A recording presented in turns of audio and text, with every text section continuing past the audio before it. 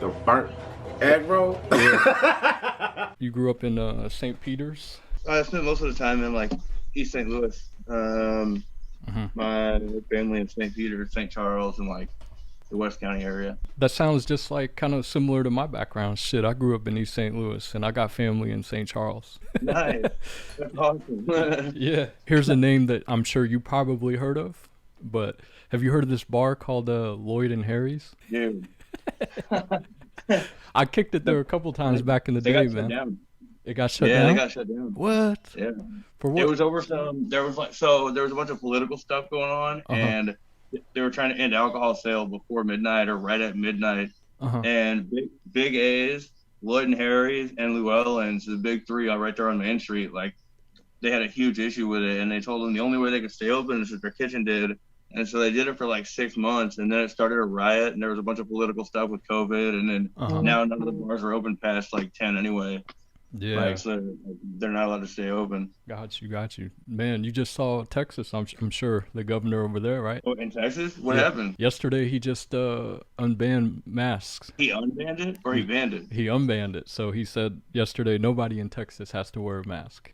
Yeah, that's awesome. Yeah, that's Texas. That's why a lot of people want to move to Texas, I think. That place is, I love it there. I loved it a lot. I mean, it was like the only thing comparable as far as like the people or the environment was New Hampshire. Oh, yeah. Which is like completely different environments. But as far as like, you know, free carry and like what you get away with and like just how the governor and then the police don't interact with the people the way any other cities I've seen do. I guess, yeah, Texas is where it's at. I mean, not to get too political too early, but I feel like no matter what states you live in, there's always going to be people that don't like the governor or whatever state, how the politics is run in their state. Yeah, oh yeah, that's true. And if it was easy, people should just move to a different state or a different country. I think that they prefer, right? But yeah. I think at the end of the day, people will realize is that there's no fucking perfect place. There's no perfect happy. Like there's nowhere they can go to get, you know, what they're dreaming of all the time. Exactly. Somebody's always going to find something to complain about. Yeah. Over time. And if not, they'll create a reason, and that's what social divide does. I mean, yeah. Like, bro, even though we're saying the same thing, we don't write it the same way, so no. I was watching this thing last night, this Netflix show with Andrew Schultz, this comedian. Are you familiar with him? Yeah. Did you watch his Andrew Schultz Saves America on Netflix? No, I haven't been on Netflix in a while. I just recently started using it for her. Like, I'm gonna have to check it out. He's a comedian, but as he gets older, he's getting more political. Or more, really? I guess, woke or conscious about what's going on. Probably because he realizes he has like a following that, you know, is going to at least hear what he has to say. You know what I'm saying? Like, if you got an opportunity, why not take it? Yeah, and he makes some good points. You know, I think I don't agree with everything he says, but that's life, right? You're not, no matter who you talk to, you're not going to agree with everything that person thinks. But one point that he made was that it's about, like, I think, finding common ground through conversation, just like what me and you are doing. That's how progression is attained. You know what I'm saying? You got to at least find a mutual meeting point or a halfway spot, you know, with whoever it's going to be. And if you're not literally going to kill them over it, the only other way to do it is to be civil, like with words. You know what I mean? Yeah, like, that's crazy. Fuck, man, I like it already. I like what's going on right now already. Well, because a lot of people are like, dude, you're so like, dude, you'll have a conversation. Like, I don't understand. And I'm like, yeah, but I mean, like, I don't know. I spent a lot of time doing everything I didn't want to do when it came to not having a conversation for the military or for myself growing up. Like, it just, you know, because it was either do it their way, get beat into doing it their way, or kill them because they didn't do it your way. And so I'm like, all right, cool. And that was like the first 20 years of my life. And then like I got out of the military and I was like, maybe it doesn't need to be like that. And then like a couple trips of waking up in the ICU and some chemically induced comas later, I'm like, well, there might be more to life at this point than what I'm really giving it credit for. You know what I mean? Like that's kind of wild. Like, yeah, that's what we can talk about that, like your military experience and how you got into that. But growing up, you said you grew up in on the east side, right? So east of the Mississippi. What town did you grow up in? I was in East St. Louis, like right before you even get to Cahokia, like, or not Cahokia. What the hell am I thinking? I'm thinking of like, what's that? You're probably the only white dude in East St. Louis, man. So I'm like the only white guy in my family. All of my brothers are really dark. Like I'm biracial, so my dad's black and my mom's white, and I'm like the only one that got this color. That's crazy. And, yeah, like my birth certificate and like my ID and everything say African American. So a lot of times cops are like, they'll give me shit, and they're like, "Let me get your real ID, bro." And I'm like, dude, like, it really is my real ID. Like, what do you want me to do? Like, what the fuck? Like, If you never told me that, I would have never guessed that you were half African American. You look all Caucasian to me. A lot of people don't know. Yeah. Well, when they see the picture like next to my brother, when I have like either one of my brothers or my mom and my dad, and they're like, "Oh shit," I'm like. So, growing up in East St. Louis, then, so you grew up in East St. Louis, right? You said right before you get to Cahokia, so you're pretty much close to the hood. You probably, how far are you from? Did you grow up from Casino Queen? Like Harrah's? Not Harrah's. Not Harrah's on the west side. Are you talking about Harrah's on the west side by like way far out west county? You're talking about Grafton, right? No, I'm talking about up by Chandler Rocks. No, not that Harrah's. I'm talking about Casino Queen, the one on the Mississippi River. I don't know, the original boat one with the big wheel in the back, like it was down on the river by the arch. Yeah. But I don't even see that was like I never even got to. That was probably before my time of running around with them. Oh, I got you. Cause you probably went to the military like right after high school then, probably, right? Yeah, I left. Yeah, I was 17 when I left. Oh, okay. Got you. Like there was a Ameristar in St. Charles that was big and popping. Hollywood Casino right down the river from Ameristar, like 20-minute boat ride. And then there was Argosy over by Grafton, Casino Queen. That's the Casino Queen I thought of. Mm-hmm. And then there was Lumiere, the high roller place. Yeah. Lumiere was like, and I mean, that's where you go. I'm saying if you're going to hit a lick and you knew you could pull it off, that'd be like, that was where it was at. You know what I'm saying? Like it was ate up. And everybody knew it. Nobody cared. Like, dude, it was kind of wild. Yeah. Were you born and raised in East St. Louis? Yeah. Well, I was born in Herman, Missouri, and I was in it's like a German wine town about an hour southwest. I had to think about it on a map.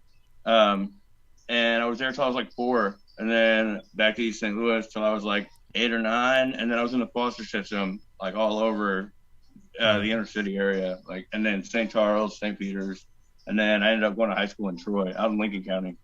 So like 40 minutes to the west of the arch, like. So you went to high school at Troy High School? Yeah. Yep. Oh, okay. Because I went to Collinsville High School. In Troy, Illinois, or Collinsville, Illinois? Yeah, in Collinsville, Illinois. Okay, yeah. So Troy, they weren't in our conference, I don't think, but we used to play against them in sports sometimes.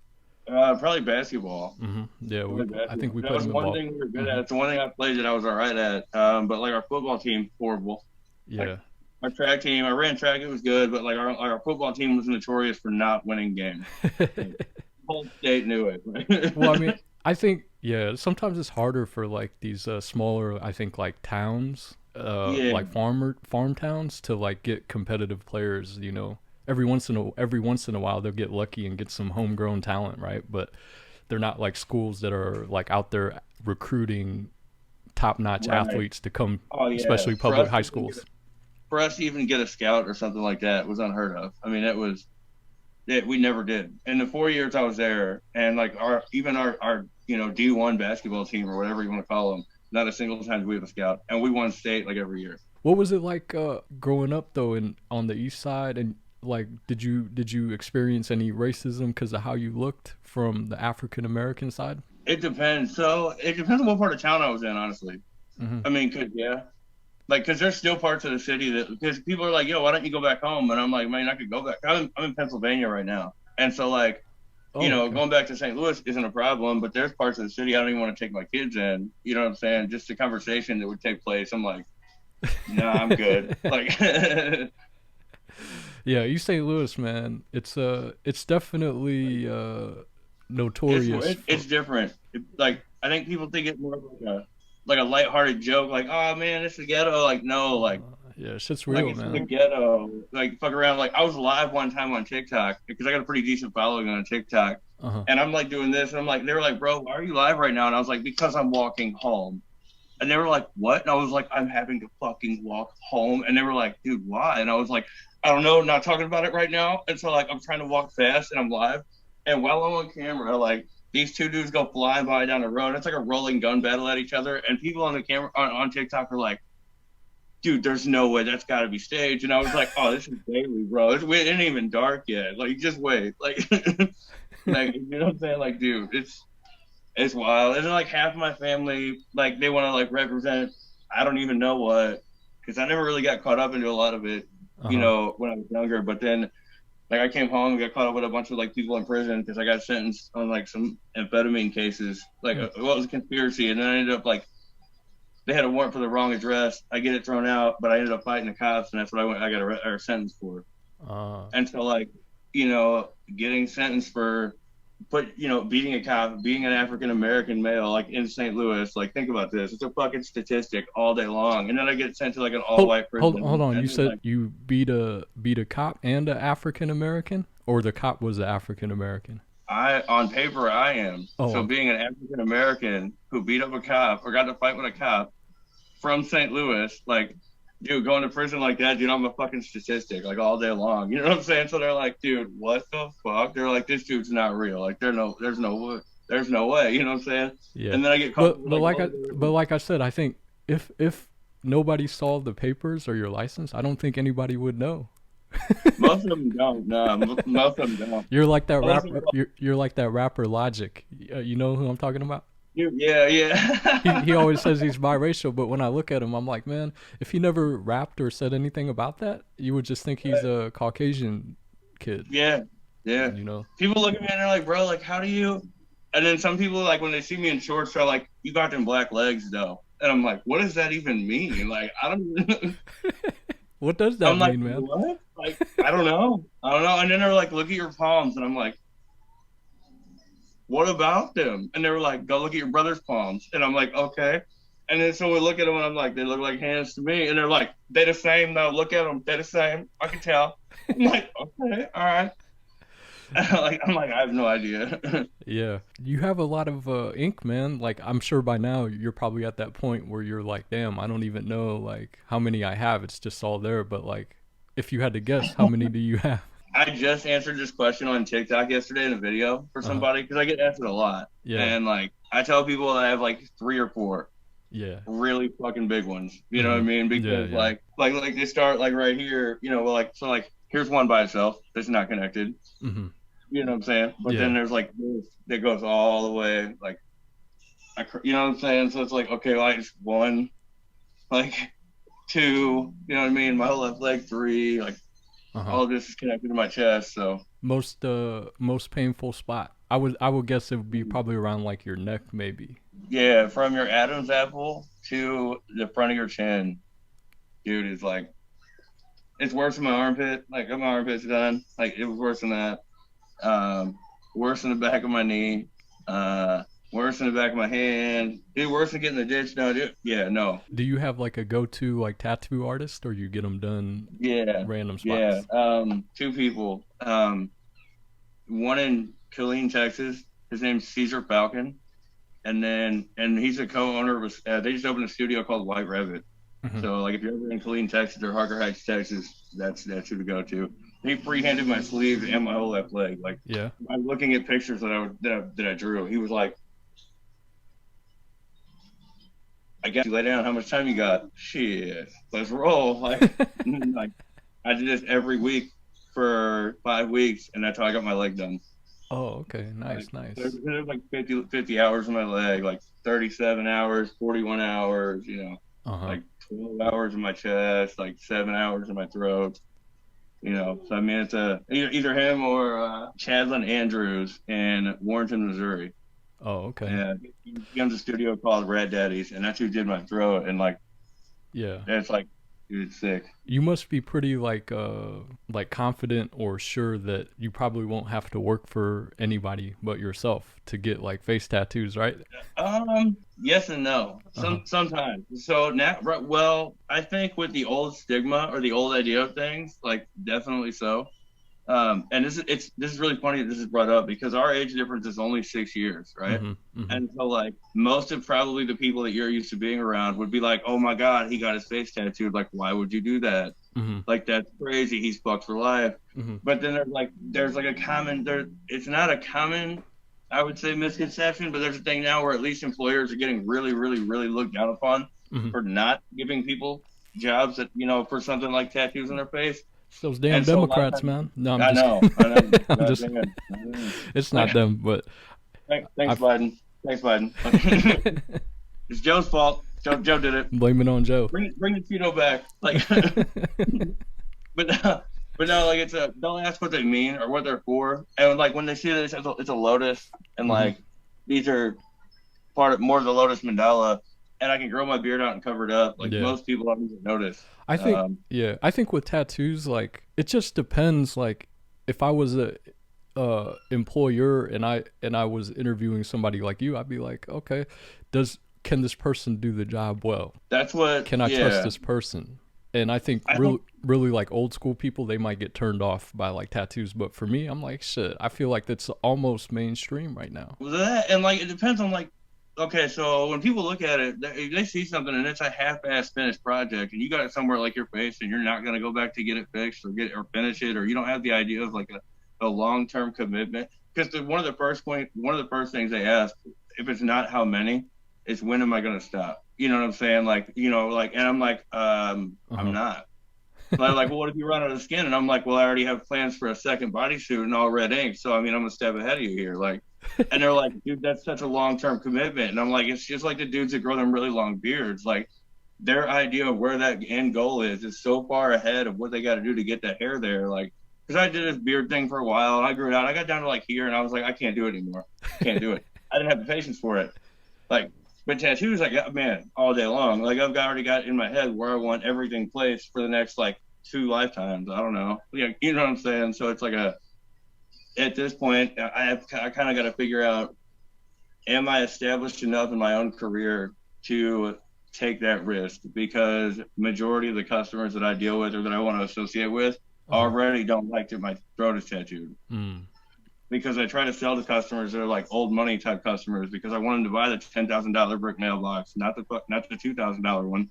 Yeah. You know what I'm saying? So if I'm going to stand in their front yard or on their driveway for 2 days and work, and I'm already going to be there in like a white beater or no shirt at all and shorts, and all they're going to see is tattoos in the summer when they pull up, it better be some quality work. They better, you know what I mean? Like, yeah. So I'm already trying to, like, I got to make sure that I have enough of something to back whatever I'm doing for the long term. Like, and that's, I waited, because these are the most recent ones I have. Well, that's not true.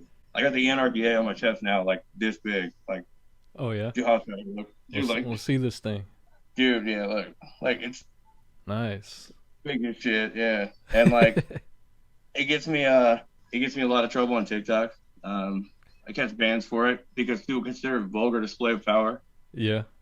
Like, yeah. And I didn't really think about it, and TikTok responded with an email and the penal code, like the penal justice system code, and like all this shit for like what anarchy can be prison sentenced with. And I'm like, dude, what the fuck? I'm like, okay. I'm like, all right, like I guess I'll let that ride. Like, not gonna appeal that. We'll take it. I'll take the 3-day ban. Never again. Sorry. Like, yeah. You know what I'm saying? Like, it's kind of, I can see why like people get mad and upset, because, well, I guess I would put it like this. I see both sides, because for the people that are like creating content through these social media platforms, they just want to be heard, and they just want, I think, to kind of like get their ideas or thoughts across. And then these on the other end, like there's the established powers like the mainstream media that try to control everything, because they know like ideas and thoughts is what moves things.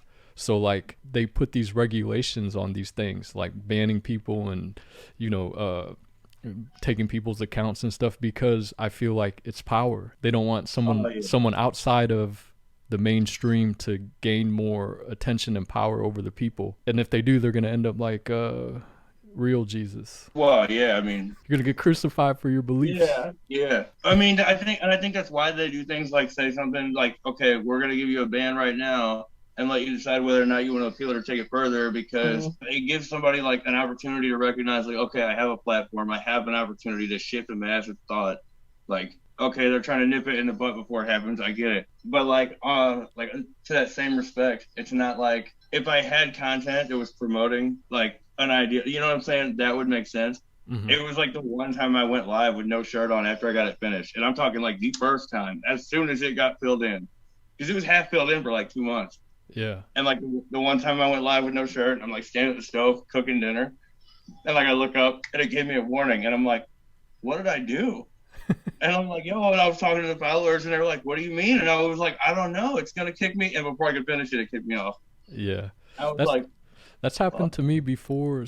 Not like getting banned my accounts, but like I've had videos taken down by YouTube just for the content, even though like I'll give you one example. Like right after the George Floyd thing happened, I did a video like giving my ideas or thoughts on the 10-minute video clip after watching it. And I basically said, I feel like this thing is staged. I feel like it's a staged event. Yeah. I mean, it looked like it. Even though looking back on it now, man, like I feel like that's probably not the most like politically correct. Yeah, correct way to put it, man, because a man died, right? I think at this point we can't say he didn't die, you know. Fair. So I don't want to disrespect his family and say, you know, this shit was staged, you know. But in my eyes, like looking at it, I'm like, fuck, man, this shit went on for like almost 10 minutes and nobody did or said anything. Yeah, it's true. Well, I mean, yeah. It's tough. And then also another thing that was weird about that video was when they got out of the emergency, like the ambulance and stuff. These guys, they didn't look like EMT people. It's kind of sketchy, the video, if you go back and look at it. They just got out of I never really thought about it like that. Yeah, they just got out of the EMT thing and then just picked up his body real quick and put him in there, you know. It wasn't like they did, yeah. Usually they assess stuff, right? And they're like, okay, this dude's he's dead already, but I don't know. Take your word for it, roll him in the back. Like how long have you been in Pennsylvania for? What is today? Not even a month. So like in 12 days it'll be a month. Oh, okay. How did you end up there? I thought you were still in Missouri. New Hampshire? No. From let me see. I'm trying to figure out like when it was. I think when I had posted a video or something on Instagram that you had commented on, I was in Ohio. I do a lot of traveling for work. Oh, okay. I do a lot of masonry work, like coast to coast. You know what I mean? From like Sacramento and LA to like Keene, New Hampshire. So like everything in between. Got you. So yeah, it was like Ohio time frame when I was posting pictures that you saw. That and then after Ohio was New Hampshire for a while, then here. Got you. So and then I'll be here for a little bit. Okay. Got you. Trying to get resituated here with the kids and everything. So let's talk about like your going from high school. You said you joined the military when you were 17. Like, what was your thought process behind joining the military? I had a conversation. I remember this. I was sitting at the dinner table, and I was there. Like, my grandparents ended up getting custody of me, like, out of the foster system when I was, like, 13 or 14. And they were like, look, we got to figure out something to do with him, or he's going to, like he's going to end up dead, or he's going to be in prison or something. And so they were trying to give me, like, some kind of guidance or whatever. And I remember watching this movie about a sniper or something on TV, and I was like, yo, I'm going to be a sniper. Like, that's what I'm going to be. And I told my mom and dad, my grandparents, I call my mom and dad now. I told them this at the table, and my dad looked at me, like, and the look he gave me was, like, just pure, like, say one more word, and I'm going to kick your teeth so far through the back of your throat that you'll never speak again. And I'm like, what is going on right now? Like, my soul left my body. You know what I'm saying? I'm like, I came home with this attitude, like, yo, I got a career, I got a life plan. Like, I'm gonna be a military sniper. Like, this is gangster. My military dad's gonna be proud. You know what I'm saying? My mom will get off my back. Like, I'm good. And she looked at me and she was like, go to your room and don't speak to me for a while. And I was like, how long? And she said, a while. And like points and like, I'm like, what the? Okay, so, okay. And then so I'm like, I go downstairs and my dad comes down to my room like 2 hours later. And he was like, why would you say something like that to your mom? And I was like, what do you mean? He was like, you have no idea the weight that statement carries, do you? And I was like, what? And like, he's like retired special forces and all this other shit. So How at the how time, I'm how like how old were you at this time? 15 or 15. 16, Okay. 15, yeah, 15 or Okay. 16. I think it was just before my 16th birthday. Okay. Something like 15, you know, because they'd already been preaching to me, like, you need to get a life plan. What are you going to do? Blah, blah. Because I hated school. Like, dude, I hated school. I had like, they had tested me and put me in the gifted program and all these advanced placement classes and shit. And like, school just wasn't doing it for me. And so like, I was like, I'm not going to go to college. Fuck that. And so like, I decided I was going to be this sniper. And so like, that was what I was just stuck on for a while. And when I finally worked up the balls to tell them, they were so pissed. I was like, oh no, well, I'm not telling them shit then. Fuck this. I'm gonna do whatever I want. Like, fuck these old men. What do these old people know anyway? Like, and then my dad comes down like 2 hours later and he's talking to me and he was like, he's explaining to me like the importance of why you shouldn't say things that you don't know what mean. And I said, why is that? And he's like, look, I'm telling you, maybe not from experience, maybe it is. That's not what the discussion's for. And I'm like, what is that even supposed to mean? And he was like, exactly what I'm trying to tell you. You're not old enough to figure it out yet. And I'm like, and at this point, I'm so lost. I'm just more pissed now that he came down to try to tell me something that made no sense. Like, you know what I'm saying? Like, I was just mad. Mm-hmm. And so like 2 weeks goes by and this recruiter shows up and in the lunchroom, like at the high school I was going in Troy. Okay. And so it's like chicken nugget day, dude. Like I'm in a hurry. You know what I'm saying? I'm dipped out of class early, like on Tuesday, trying to get the doubles. I want these chicken nuggets and these mashed potatoes. I'm like, I don't give a fuck about anything else. And this recruiter standing there, and it was something that he said or was doing with somebody else. And I stopped and I was like, cakewalk. And it was something about push-ups. And I was like, I got this. And I knocked out these push-ups so fast. And he was like, bro, you want a real job then? And I was like, what? And he was like, you want a real job? You want to just be a man the rest of your life? I was like, fuck this place. And I looked at him and I was like, and he goes, and dude, I shit you not. And he goes, and as many chicken nuggets as you could possibly imagine. And I went, I'm sold. What do I need? Dude, and this started this conversation with this fucking recruiter that lasted almost 2 years, bro. And he wrote it out every day with me and my grandparents, convinced him to sign a waiver for me so I could go early because they had custody of me. And then, dude, like 2 days after graduation, I was out, like gone off to school, fucking. And by September, like that year, I was already in Iraq. Like, it was awesome. I mean, well, I don't know about awesome, but it was everything that at the time I had ever hoped or dreamt or possibly could have wanted or hoped for. You know what I'm saying? Yeah. Like looking back on it, I'm like, oh my God, I would never wish that. Like if my kids want to do it, I'll be like, you know what? Oh, that's all right, fine. If that's what you want, but I'm not about to tell you. Like, you know what I'm saying? You said it was your grandpa that was like a special forces, or was that your foster dad or your grandpa? My grandpa. Oh, your grandpa. So maybe he knew what military life entailed. Therefore, he wanted you to think about it a little bit more. Maybe. Do you think that's why?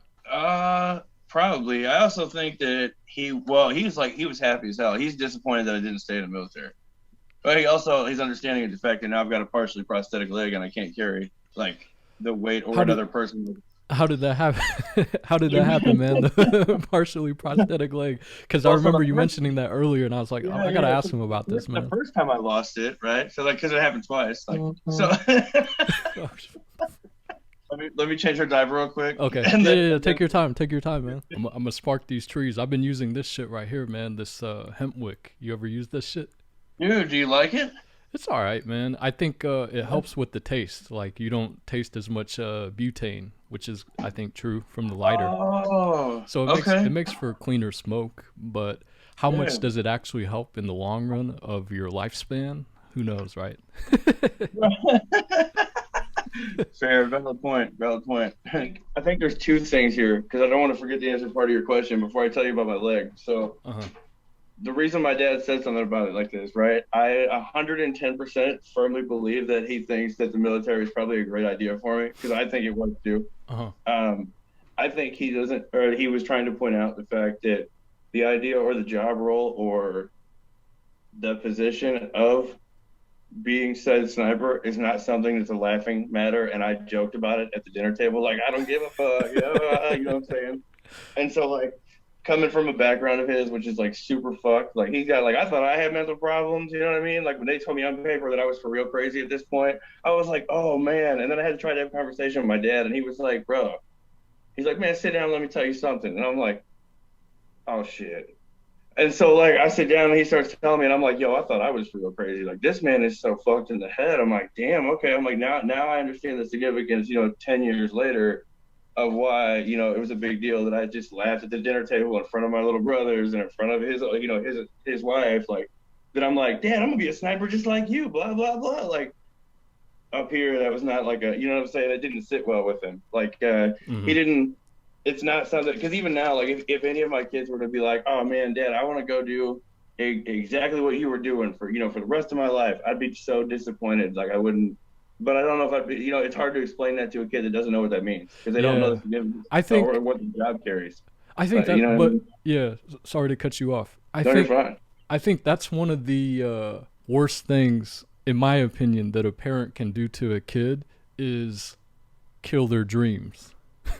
you know, Yeah, definitely, you have definitely. to, I think, explain things to them in a calm and peaceful way, and then over time, because things don't happen right away, right? So a lot of things can happen in one day to a week to a month, right? Right, So right. just because kids say, I want to do this or I want to be this, man, that doesn't mean we should shut it out. You should be like, all right, well, make sure you Right. do your research and, talk to people that are in the same field or industry, and then they'll let you know what it really is.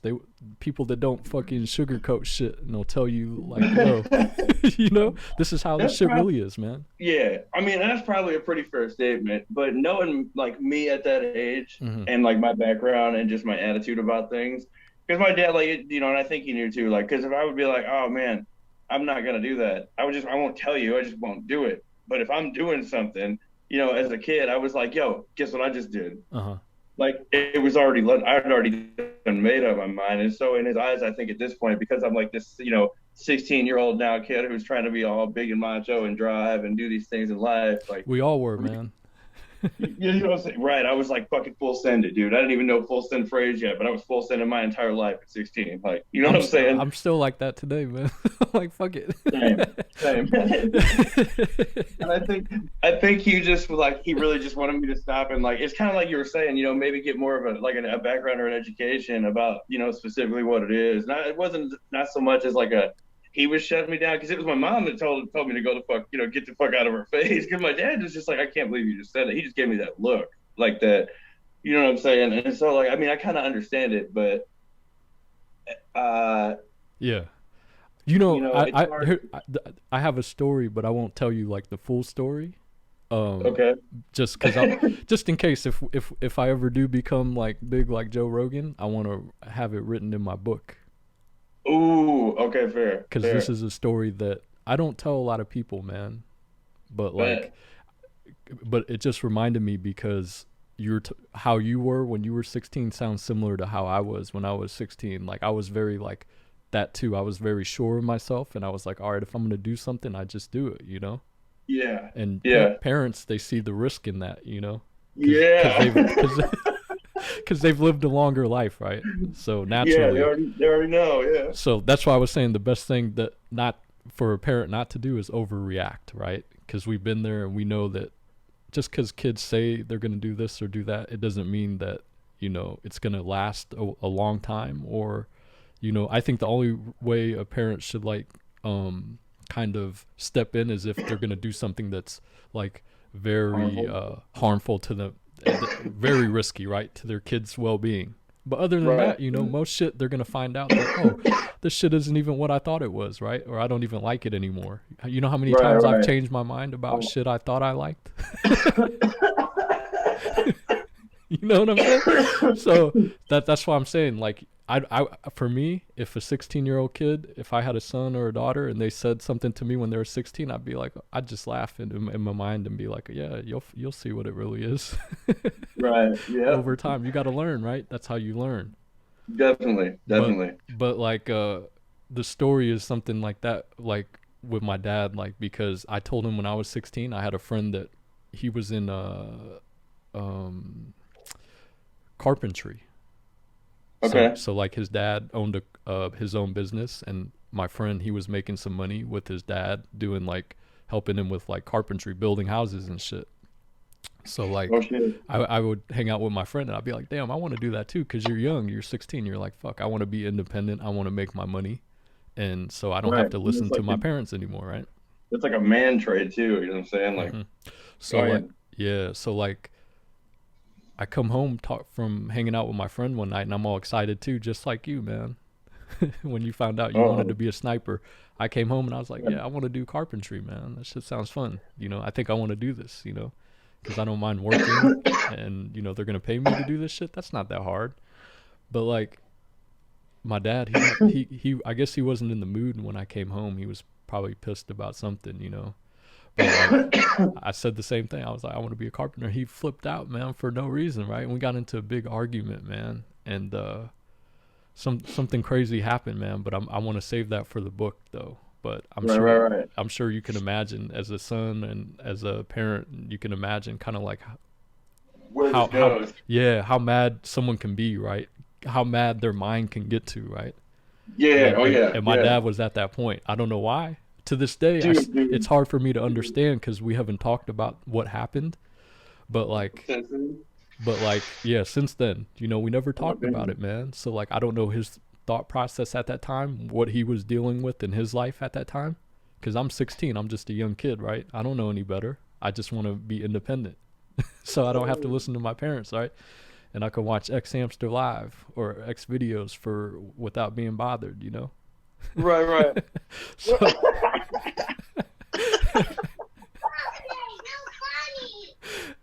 you know, that's all we want when we're 16, right? Damn right. I'm just trying to. Well, for us, it was probably like what JPEG pictures and Playboy magazines, right? At 16. Pretty much, yeah, dude. You fucking get the 34-minute buffering session for a 9-minute clip of pictures that don't move. Yeah. But anyways, I just thought of that because you were talking about your story. But go ahead. So you're at that point now where you're like, all right, I'm in the military. Like, what was your thought process once you got into like basic training? I hated my decision. I thought it was the dumbest fucking idea I'd ever had. I didn't know what the fuck I was doing in my life. Why I thought it was okay. And I hadn't even like gotten to school yet. I was still like trying to get out of basic. Like, dude, graduation day of basic, family day comes around, and like they come up to visit me, right? And so like my little brothers are with them, and they're like, bro, how was it, dog? These fools all up in your face, dog. You need me to bust somebody in the grill, dog? What's up, bro? And I'm like, dude, whoa. I'm like, oh, life ain't changed at home at all, huh? And they're like, nah, shit, you know, same old thing. I'm like, dude, come on, like, you know. And so I look at my dad, and he just sitting up front, and he was like, man, look at you, looking like you're not a fat ass anymore. And I'm like, damn, Dad, like, good to see you too. This is my grandpa. Like, I'm like, good to see you too, you know. My mom, my grandma, whatever, you know, she's all excited, like she's smiling and shit. She's like, I'm so proud of you, honey. Oh my God, I'm so happy. Just like all this other, you know, cute old lady shit. And I'm like, oh yeah, you know, I'm like, this is great. And all of a sudden they're like, oh, time to take you back. And I'm like, there's no way, it's been 9 hours. I'm like, no way. I'm like, we just been sitting here at this picnic table. You know what I'm saying? It's family day is like the first time you get to see people. You know what I mean? That we're in the military. And as soon as at that moment, I was like, what the fuck have I gotten myself into? Like, because this was just for like I got to go sleep in my bunk. I'll see y'all again tomorrow at the graduation ceremony. But like, I knew like this is about to happen like a lot more on a whole bigger level really soon. You know what I'm saying? So I was like, oh shit, like what am I doing? Sorry to cut you off. What's a crazy story that happened during basic training that you can remember off the top right now? Dude, me getting my ass beat with the pugil sticks, the gigantic Q-tip looking things. When you first learn combatives, the first person to hit the ground is the first person to have to be like on the submissive end of learning combatives rule. And so like obviously if they put you in pairs and you get to fight, dude, you want to win. You don't want to be the guy that's got to start out on the ground on his knees or something for the combatives lesson you're about to learn. And I remember they gave me this like nerdy looking dude. He was like 6'1", real lanky. And like me, dude, I'm like, and like right now, like people look at me and they underestimate me. Like I'm 206 pounds now. Like I'm only 5'11", but like you know what I'm saying? I'm a lot stockier than people give me credit for. And so at the time, I still had the same mindset, only a lot worse then because I was like fresh in the military. And so I was like, I'm gonna beat this little Q-tips looking at, you know, whatever, you know, talking all that shit. I'm like, I'm gonna beat him with his own Q-tip. I'm like, this is great. And I went to go swing and missed, like horribly missed, right? And when I tell you, dude, hit me so hard with that thing, just have a quick jab, it knocked them like birth control looking glasses that they gave me at the time. Dude, they flipped off my head. I fell off the stick thing, right? and he throws the stick down. He said, "You picked the wrong one." And he jumps on top of me, bro. I shit you not, and picks me up. And so I grab my arms around his neck. I'm like, no, not today. This fool stands up, and I shit you not, gives me the full body drop from like a standing height, and like knocked all the wind out of me, dude. I'm laying there on the ground, all sprawled, like, oh god. Oh man, that was like the worst time I've ever had in my life, like learning how to fight, and that was like basic training. But that, hey man, that shit'll get you ready, man. Because when you get in the, I guess when you get in the open battlefield, man, that shit's kill or be killed, man. I've heard stories from like military dudes on Joe Rogan's podcast talking about their experiences overseas fighting and doing like hand to hand combat. And this dude was talking about how he had to like kill somebody, man, like in close combat, and he knew like when that dude died and shit. But like that, but your story right there, man, that shit's real, right? That dude. You thought he looked like a punk, but when it's kill or be killed, right? Dude, he went to straight savage mode, and I remember I could see it in his eyes, dude. And I was like, oh, and like, I knew I was like, oh, and this is like that's why I was like, I gotta grab his neck, dude. And when he stood up, that's when I knew he was operating on a pure adrenaline, like straight, like literally, like you were saying, kill or be killed mode at that point, because like there's no way this dude could normally just be. You know, he wasn't curling me. You know what I'm saying? And he stood up with me, so no problem. Like while I'm on his neck and his shoulders, like a fucking monkey. You know what I'm saying? And still willingly just threw himself face first back onto the blacktop. Dude. Damn, that shit was on blacktop too. Yeah. Oh fuck. We had originally fallen off the sticks in the sand, and he had picked me up and walked, like taking 2 steps when I was trying to hold on to him, and hit me right to the edge over the fucking rails onto the blacktop. And I was like, God damn, dude was savage. Who was there like a commanding officer like watching all this go down? Oh yeah, we had drill sergeants. So our pit was like it was like an 18 by 18 foot sand pit. And it was like, you know, they would stand there and you get in a circle, and dude, like people would come running at you right in your circles. You're supposed to hold the guys in, and you just be like you just like lean to the side, and they'd walk right through, and you'd be like, oh well, like, and nobody would stop you. You just let it happen. I really didn't think anything that bad was gonna happen, so I just kind of let it go, or I would have yelled about it, like. Nah, dude, for real. Like, dude, he full sent it. Like, full sent me. Yeah, damn, that's crazy. Did you have to like go to the hospital or anything, or you just like recover from it? They ended up putting me on this, like, because I couldn't breathe, dude, for a minute. Like when I hit the ground, it knocked all the air out of my lungs, and I thought I was dying, so I'm freaking out. Yeah, you know what I'm saying? Drill sergeant's like, you're fine, pussy. Come on, like let's go, chop. Like they're trying to like throw water. I'm like, and like they're dumping, you know, water on my face and shit, and I'm like, oh my god, they're waterboarding me. So I'm like, I'm gonna die. I'm like, no, like this is week 5 of basic, dude. Like this is like, you know what I'm saying? Like this is horrible. I'm like, dude, there's no way. Like my dad's gonna be so disappointed that I didn't even fucking make it out of basic training. Like I died in a waterboarding accident in a fucking pugil fight. Like, so there wouldn't be no water, you know what I'm saying? Like, it just... Yeah. And, like, they ended up putting me on this little stretcher thing, and they laid me in the back of one of the slanted back Humvees, and they were like, we're going back to the barracks anyway. And so they drove me back there, and the whole time, I'm like, fuck, I'm trying to grab, like, anything, and just, like, you know, just try to breathe. I mean, it was more of, like, it's a mental mind fuck than anything. The distance, because of the sand pit being a drop-off from the ledge, it's not like he didn't get a full 6'1" to drop me from. You know what I'm saying? It was basically like him just putting me on a counter. So, I mean, it's still like it hurt. You know what I'm saying? Don't get me wrong. But it wasn't like if he would have jumped from just standing height and done the same thing, it probably would have broke my back or fractured my rib. Like, you know what I'm saying? Like, it'd have been a lot worse. Hell yeah. But it's just like it's like a fucking first time experience trying to learn how to fight. That was not how I expected that to go. Like, so like, how long was it after basic training that you said you went to Iraq? Yeah, I've been to Iraq twice and Afghanistan once. Graduated basic in July. In August, I had gotten to Fort Gordon in Georgia for like school to get my clearance and like when I learned my job and shit like that. 'Cause I did like a satellite intelligent communications equipment and coding and encryption and shit like this. And I was airborne, so. I was attached to a bunch of different like mobile units that would land in areas and clear them and then establish a network building to operate out of. And then we go like we do it again and we do it again and we do it again. And that's how we would take places. That's how war works. You know what I'm saying? Like, but there's certain units that do certain jobs. And my particular job was to establish like the computer network and satellite back here. Okay. And encrypt it. You know what I'm saying? And so there's like a school that you go to in Georgia for this, like, and it's not at Fort Benning, it's at Fort Gordon. It's in Augusta, Georgia. It's really close to Atlanta. and it's called Signal Hill, and you learn all kinds of stuff there. It's where you know like you're it's where I got my degrees. Like I got 2 bachelor's degrees and shit like that. Well, one was from Baylor from Texas, but the other one is from Georgia, at Fort Gordon, and I was there for like 6 months total. So from let's see, July, August, January of 2009, I was in Iraq. Like so. 9 months after I left, within the first, it was like 7 to 9 months ballpark, I'd already been like boots on the ground in Iraq. Okay, from graduation. Okay, got you. So Yeah. graduating from basic training, then it was, you said, around 7 to 9 months before you landed in Iraq.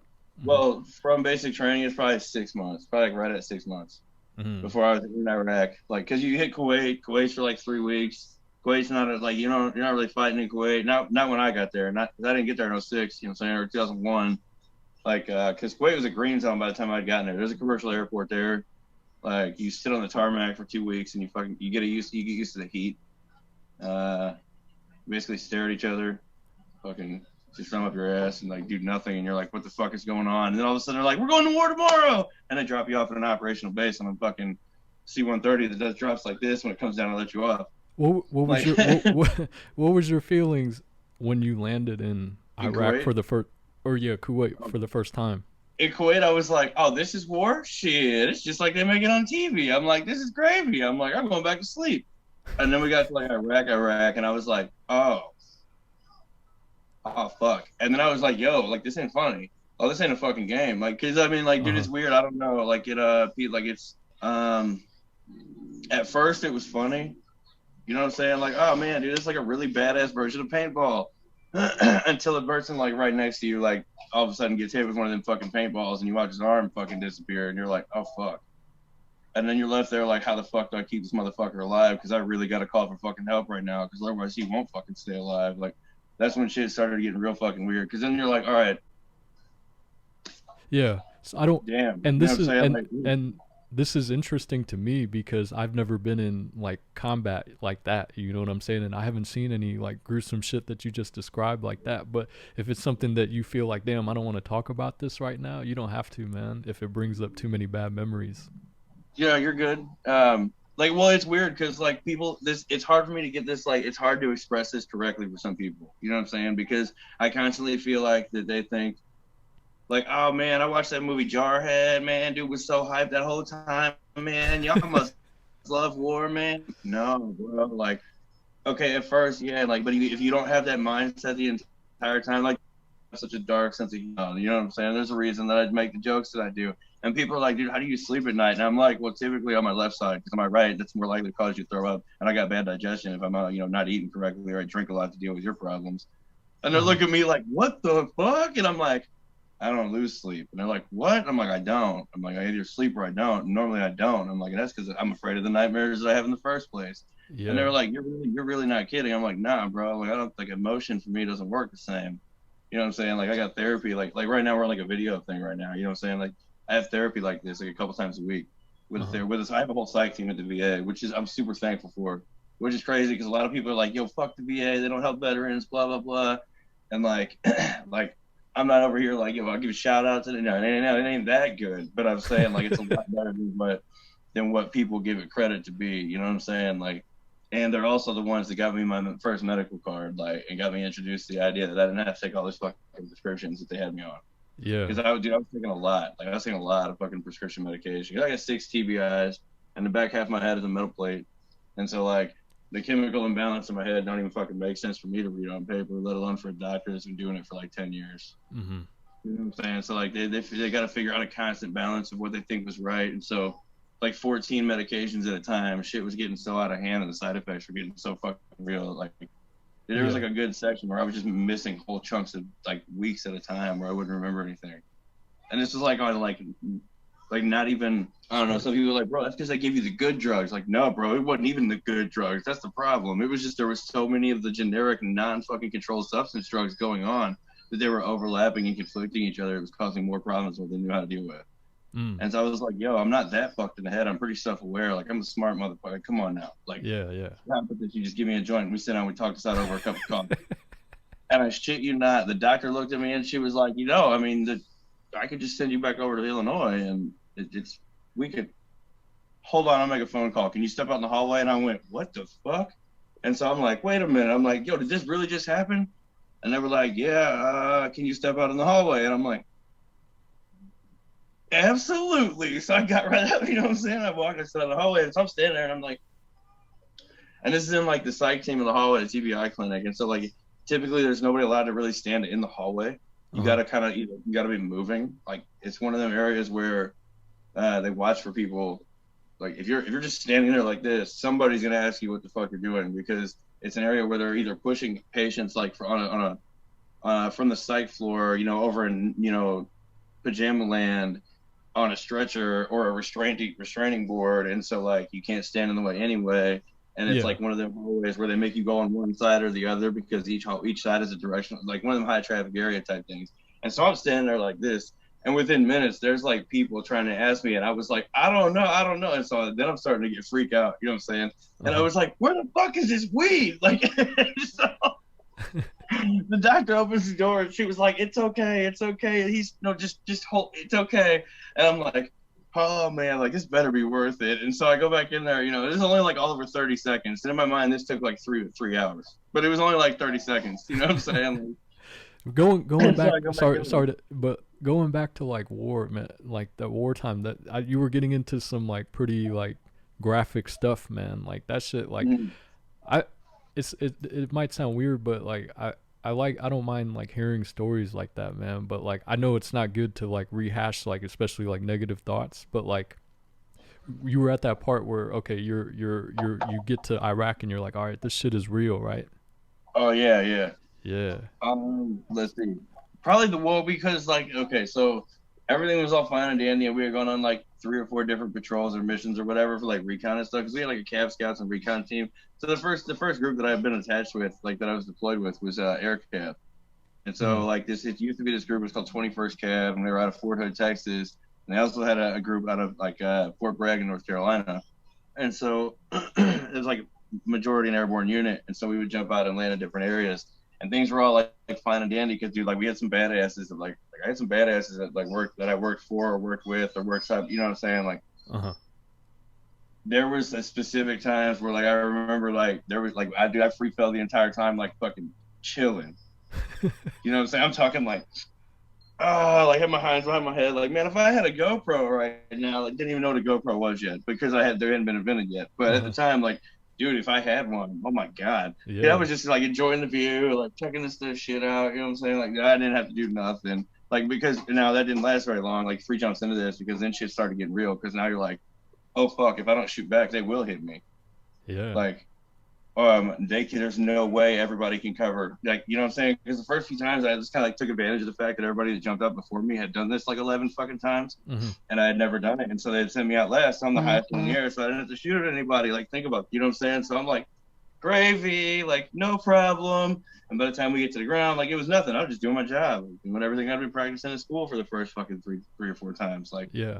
But then like the second, like I don't know, it was like 2.5 minutes into the fucking like fourth jump, dude.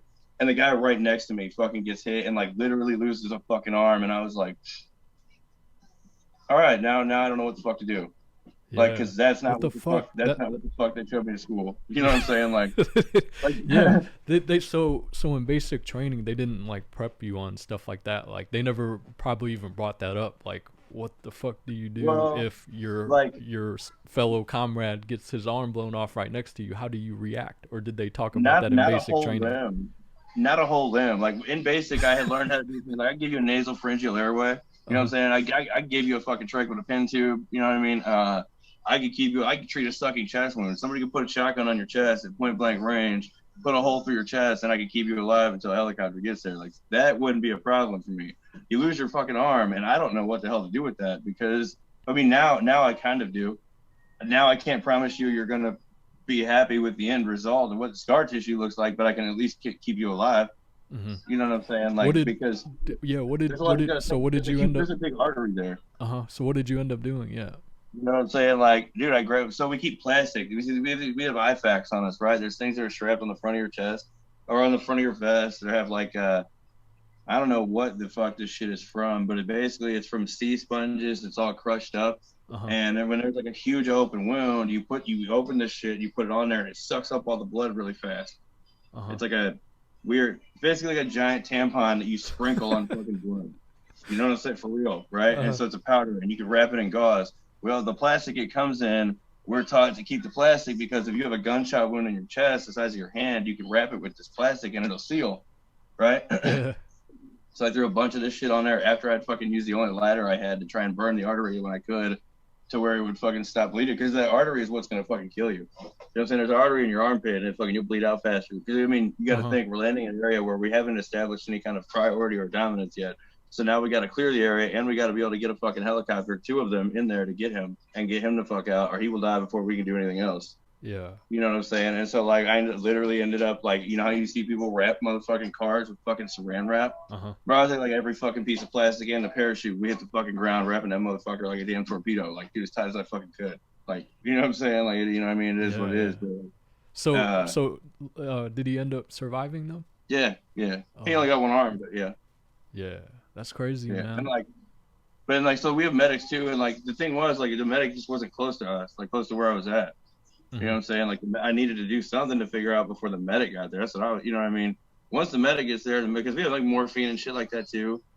And, like, you know what I mean? Like, on our medic, on our chest. Like, I don't know how to use, like, I know how some of the painkiller stuff works. Most of the time we didn't use it. Like, there's a fucking tree branch, or you fucking rip a fucking piece of your belt off, or some one of the straps in your fucking suitcase and put that in his fucking mouth so you bite on that motherfucker, because you don't have time to figure out fucking reading a medication bottle with fucking dirt all over everything. It's not going to make any sense. Yeah. So, like, So, like, that was, like, probably your first, like, traumatic experience overseas, right? Where you were like, damn, this shit is for real. That's when you realized this shit is for real. And I'm sure you probably have other stories, but I want to talk a little bit about you. Like, so prosthetic leg, right? And then you said metal plates. Like, how did this all lead up to that? The next big event that was, like, really traumatic for me in the military. I mean, after that, like, that was, like, kind of like, oh shit, like, now what? But still, that wasn't that bad.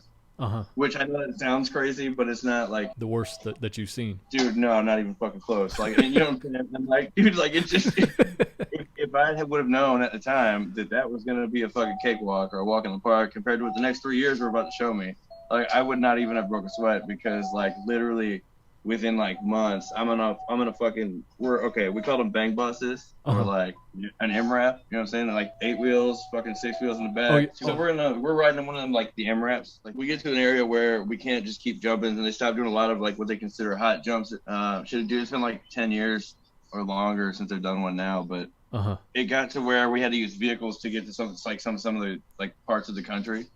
You know what I'm saying? To, like, parts of, like, destinations on a map we needed vehicles to get to. We couldn't just jump because we didn't have no area to put a plane to get in the air to begin with from where we were at. Yeah. Like, you know what I'm saying? Like, there's no way we had it.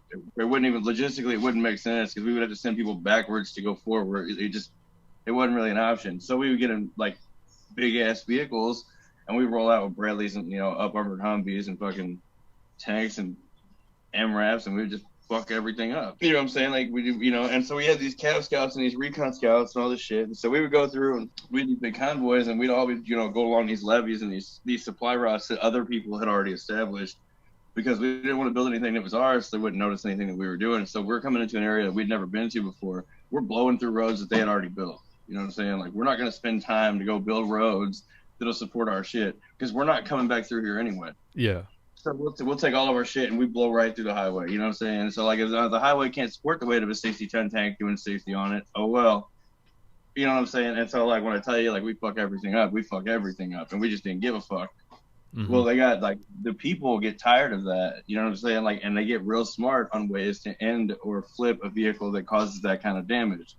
Okay? And people are like, dude, there's no way you can't flip a vehicle like this. And I'm like, okay, check this out. So picture a levee, right? You're driving on a levee, right? On a 2-lane road, on the top of this fucking levee, right? And the levee is just big ass gravel fucking chunks all down the right and left side, and, like, fucking water and, like, sewage and shit. Who fucking knows? Whatever. You don't want to fucking fall in it, is what I'm saying. Like, and so you're driving on this fucking road, and the road is already shit anyway, because they don't have shit for quality building and construction over there. Everything's made of fucking dirt and water. When you're doing all this stuff, are there, like, civilians or, like, enemies around you I'm sure you always have to be conscious of what's around you. Like, so what was the scenery like when you were blowing through all these like roads and stuff? It depends on where you're at. Some of the main like bigger parts of cities, like Taji and Tarmiya and Nasrallah, things like that. There's like civilians and their businesses and shit like that, and that they're trying to like supposedly live life or whatever. None of that is supposed. So according to how we approach things, none of that is supposed to apply. So like there's videos and stuff of this on YouTube where like you'll see us drive down the road and we'll honk, you know what I'm saying? But like if traffic starts stopping in front of us, we're pushing traffic the fuck out the way or we're going over it. And like and the people figure this out really quick. They don't like this, you know what I'm saying? Because it's hard for them to get things like vehicles and carts and shit like that over there. And so they got real crafty with the idea that when it came to big ass potholes on a vehicle that had a fucking tire that's bigger than I am and that I can't pick up, we'll duck those potholes because we'll swerve to go around them because we don't want to fuck the wheels up. Yeah. If we're ducking these holes, swerving left and right, they started stacking IEDs on every other fucking one. And so then they got smart on when to set them off and which vehicle was which, right? Because they were paying attention to who was who. So they're looking for medics and they're looking for commo and they're looking for food supply. Because anything else, like they don't give a fuck. That's just a regular soldier. If they stop the supply to anything that keeps a unit alive, then that unit dies on its own. Right. So like I'm in the one vehicle, and I guess like they just figured out over time that that's the one guys all the radio guys use. Like it's called the radio. When you say they, you're talking about civilians or the enemies? Both.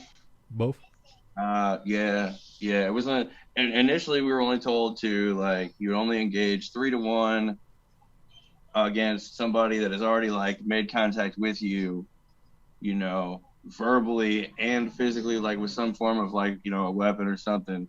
Because them screaming at you and throwing rocks at you isn't enough for you to tell them to get the fuck out the way or shoot at them. Yeah. Even if they're wearing a bomb on their chest. Dude, the rules of war are fucking stupid. Like, dude, oh man, that's like a. you said the rules of war. Yeah. Yeah. The Geneva Convention, dude. No, man. I mean, there's cool ways around them, but there's a lot. No, they're stupid. They're stupid. Yeah, you see a lot of those. You see sometimes those war movies where they come back and then there's a lot of like legal issues that happened over there. So yeah, I'm sure there's a lot of shit that goes undocumented too, probably, right? Yeah, like some side missions and shit, you dig? Dude, all right, I'll break it down to you like this. So they came down, we got into a bunch of trouble, and then I'll have to go back to this MRAP thing because this is why I was losing my leg the first time. Okay. So we get into a bunch, and this is why we're in this MRAP actually. So this is important. Okay. So we get in trouble because we're shooting at people with 50 cal rounds. They had it proven, and like they had this thing where if you shoot at a brick or a concrete wall from like 100 yards back and you hit the fucking wall and you can walk up and where the round hits the brick or the concrete at, you can fit your fist through, you know what I'm saying, like with no problem. You can also see the 10-foot impact radius like all the way around it. And so like that's just from the concussion of the round hitting the surface of the wall. That same thing happens to a person, a vehicle, a building, whatever it is. Yeah. They considered that inhumane, and so they came down with these orders from the Geneva Convention about how we were only allowed to use this now if we were shooting at armor. You know what I'm saying? And so we were like, that's bullshit, because they had this video of like these 3 people standing there. Even there's politics in war too, man. Shit. Dude, that's exactly the only reason we're in war, dude. War is a business. It's the only reason politicians have jobs, dude. That's why I hate. That's why I have this thing. Oh my god, that's why there's an anarchy on my chest, man. Fuck the government, bro. Like, it's sick. Look, I got video. Man, I watched this video of Hillary like looking at the screen and watching people die and go, damn, if only I'd have got paid a little bit more. And then like walking out the room, like, and people just letting it happen. Like everybody in the room, like, she's right though. We could have made an extra $91,000 a person, and they all agreed and walk out the room too. I'm like, this is fucked, dude. Yeah, like this is what's leading America. Like, no thanks. Like, yeah, no. Not to sidetrack, but I feel like a lot of times like people are like that, man. Like when they come back from war, and then they understand what it really is as they get older. They're like, fuck, man, this shit it's all fucking political, man. It's all bullshit. And it is. Yeah, because I have a Canadian friend that he was in the Canadian Army and he was over in Afghanistan too, and he was telling me some of the stories that he witnessed over there in Afghanistan, and I was like, man, fuck, that shit, man, is not. War is a fucked up thing, man. It's like it's a evil necessary almost, though, right, for survival. Or the reason it would be, I think, a necessary evil is because without it, our entire country's economy, infrastructure, and like survival would completely collapse. Like humanity as we know it in America would no longer be able to exist or support itself because everything that we depend on or support ourselves with or go through is war-based and or dealt with. Yeah. Because I don't ever want to say and discredit like all the soldiers that fought and have died, you know, because you know they're fighting for basically our freedom and safety in certain aspects, you know. Yeah, But, I would say it depends on the perspective, because you can also paint the perspective of they died for nothing too, and that's one of the reasons I get pissed off about it.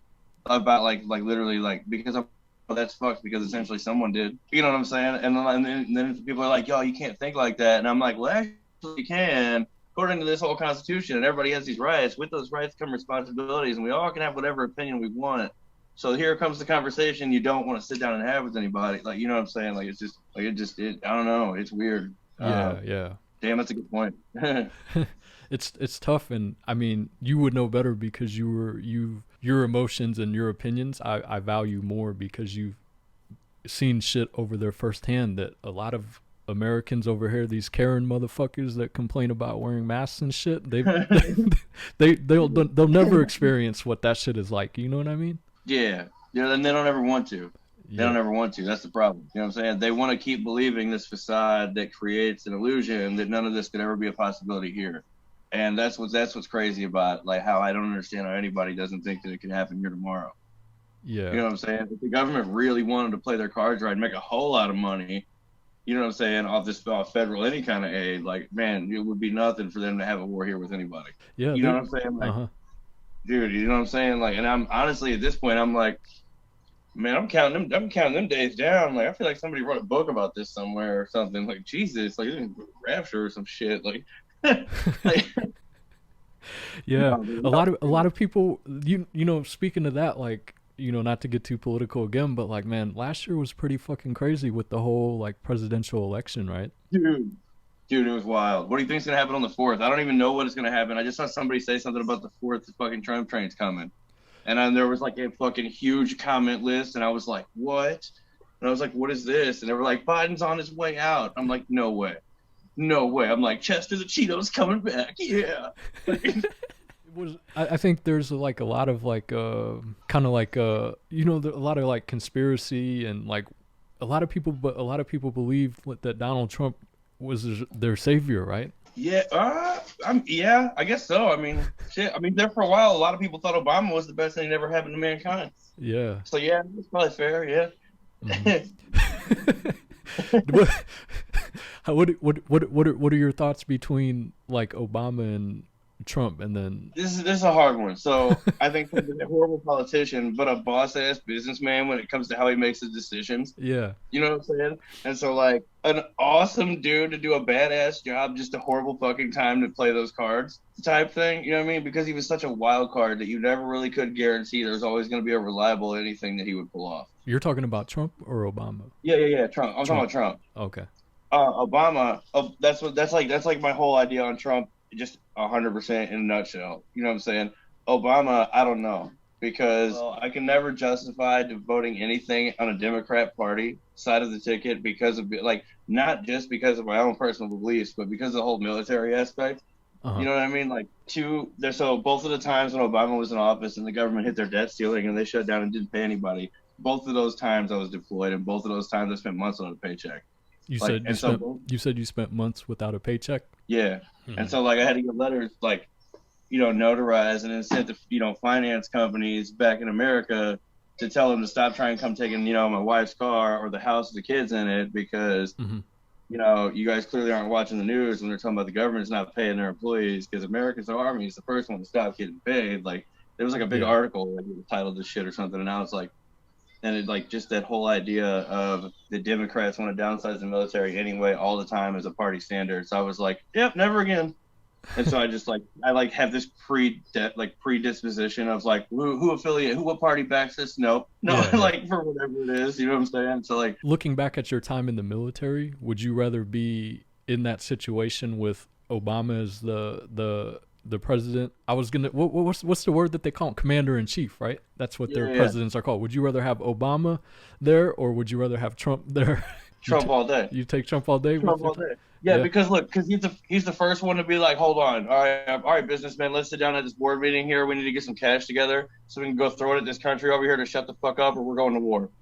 Like, you know what I'm saying? They don't want to pay it. Okay, fine, fuck it then. We're going to war. Like, I just love the way he handled North Korea, and I'm like, dude, like, yeah, but you know what I'm saying? And my little brother's still in the military, or well, he's about the ETS, but. And like just the difference of because he got in right when Obama was getting out, and he started all of Trump's time. And then one of my old business partners, his brother is actually his pilot for Marine One, so the helicopter that flies Trump was his pilot was one of my that was his brother. And so I was like, okay, cool. So I got to talk to him quite a bit, not Trump, but you know what I'm saying, his pilot. Yeah. And so I think that from just stories that I've heard from both my brother and his pilot, like. I would hands down like to have like even 30 days for that fool would have been a wild ride. Yeah. Like because dude, I've heard stories about shit he would sit down and be like, yo, we just got orders from the White House to do this today, and they like, dude, I don't know. Yes. But I'd be like, hell yeah, like dude, I want Trump again. Like, were you into the whole election thing last year, or you just were like, it's politics as usual? I honestly had looked at it and was like, yo, I don't know how he pulled off to put the entire country on house arrest and there wasn't a single political commercial. I don't give a fuck. He got my vote. And then the people were like, yo, and I was like, I couldn't even go vote. I didn't even get to go vote. There was something, I don't know if it's because I had moved or I was in a city where I wasn't registered at or something. They wouldn't let me register to vote. And I was like, what? So I had to cast an absentee ballot. But so like the way it all played out, I was like, it ain't no big deal. Trump's got this in the bag. I got to see a single political commercial for this. I don't even know who this fool is. And like, this was like 2 days before election. And then all of a sudden, all these people everywhere on all of these social media platforms are like, yo, Biden is the man. And I'm like, oh, fuck. And like literally morning of, I was like, oh, we might be in trouble though. Yeah. I don't know what to do. I was like, I really don't know what's going to happen. And like the next morning, they were like, yo, Trump lost. And I was like, you shut your whore mouth. I'm like, don't you talk to me like that.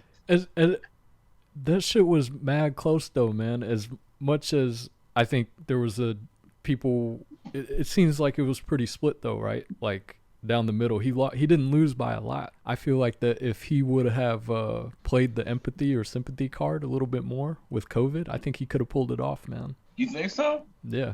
You think Trump could have? Yeah, I think Trump could have won if he was more empathetic and sympathetic towards the COVID, towards the whole situation, the coronavirus, right? Yeah. He could have probably won at least another like 6 million to 10 million people. yeah, probably so. You know, if he really wanted to win. But I give him credit for like holding his position or his character throughout the whole thing, man. He really did too. He played his role down to the end. Yeah. Dude, if anything, that dude should go down as being like the most notorious. Notorious, yeah.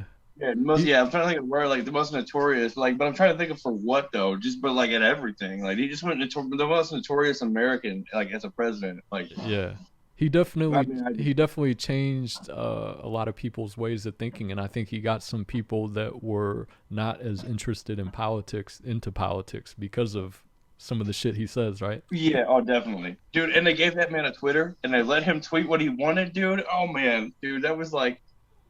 I don't even know. I don't even have like a... man, look. From Kofifi moving forward, I literally could not fucking keep my shit together. I would go to this dude's page in the morning just to read what he had said the previous day, and I would laugh hysterically for like an hour and a half every morning. Yeah. And I'll be like, no, I'm like, this president is off the chain. I'm like, what is this man doing right now? Well, no, because he would say shit like it was insulting. Like he was talking shit like to important topics and people, and I'm like, yo, okay. And then when the fake news thing started, he'd be like, yeah, so I saw that CNN said this about me last night. Well, that was cute, fake news. Next, and I'm like, oh man, oh my god, and the wall's still being built, dude. That somehow Mexico is paid for. Like, I don't even understand how that fucking happened. Like, yeah. I'm just like, okay, all right, fuck it. Like, I see why a lot of people fuck with him, man. I mean, dude, I don't not like. Yeah. I mean, when it comes to like the end of it, so. And this is one of the reasons, like, I don't know if it's from like military shit or not, but when it comes to like a situation, no matter what it is, I'm really good at not being emotional about making a decision in the process. Like I call it situational logic, and whoever's keeping the most people alive at the end of the day in the process is probably the best route to go, money involved or not. That fool figured out how to do it and get paid the most in the process each time. Like, you know what I'm saying? Like, and he created Space Force. I don't know what the fuck that even is, but it's like another whole branch of the military to fight aliens. I don't know. Like they got a potato, I think, or something. Yo, Like, I laugh hard because you brought up aliens, and I feel like fucking. What if that was the real reason why we pump so much money into like military, like all countries? You know, that a lot I of think countries, because I feel like there probably is some fucking aliens that are fucking waiting to invade, and we have to keep our Earth safe, planet Earth safe, and that's why I think we're going into space more these days, like SpaceX programs. I think it's something. I mean, it has to be something similar to, or if not, that exact scenario. For the sole reason that they were finally like, okay, yes, there really are extraterrestrial life forms, and they were like, okay, yes, we will acknowledge that one video that Navy pilot got, and then it turned into, okay, yes, all 4 of those videos that those pilots got. Yeah. You know what I mean? And then now all of a sudden they're like, okay, so Area 51 might have some shit at it, but we're not telling you what. You know what I'm saying? And so now I'm like, okay, maybe they really might have a reason to be concerned, because some of the shit that we randomly just started gaining technology-wise, if you were to look at, I don't know, what do they call it? There's actually a theory about this. I think it's called the formulation theory or the singulation theory, one of the two, about where we've come as far in advancements as humans on a technology's timeline. Where there's certain things that have happened in the past, and this is why some of they think that some of the hieroglyphs have shown up like this in Egypt, where there's interaction with an extraterrestrial or another life form that allows technology to advance itself so much more than what it had even been possible to have happened. You know what I'm saying? Yeah. And so that's happening right now with a lot of shit, and I think that there's a significant stress that people are starting to feel because of this, because they're starting to realize that, oh my God, we're like 7 evolvements behind where we should be, if that's even a way to rate it. You know what I'm saying? Yeah. I think, yeah, I was going to say because the thing is like this, I feel like if there wasn't aliens, why the fuck would the government even acknowledge it or even act like there is, right? Because even the Pentagon's reported there's been extraterrestrial things not from planet Earth that we know of, right? So it's what if it wasn't true? Why would they lie about it? I would be more scared about that. Right. Well, I mean, yeah, no, that's a good point. I mean, otherwise it's not worth their time of day. You know what I'm saying? They have no point or interest in even trying to defend it, because it literally would mean shit to them.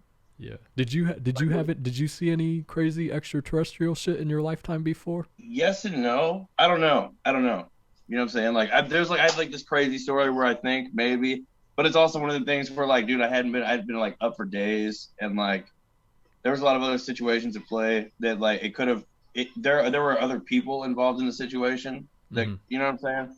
Yeah. So because we used to do what's called a halo jump or HAHO jumps, high altitude, high open.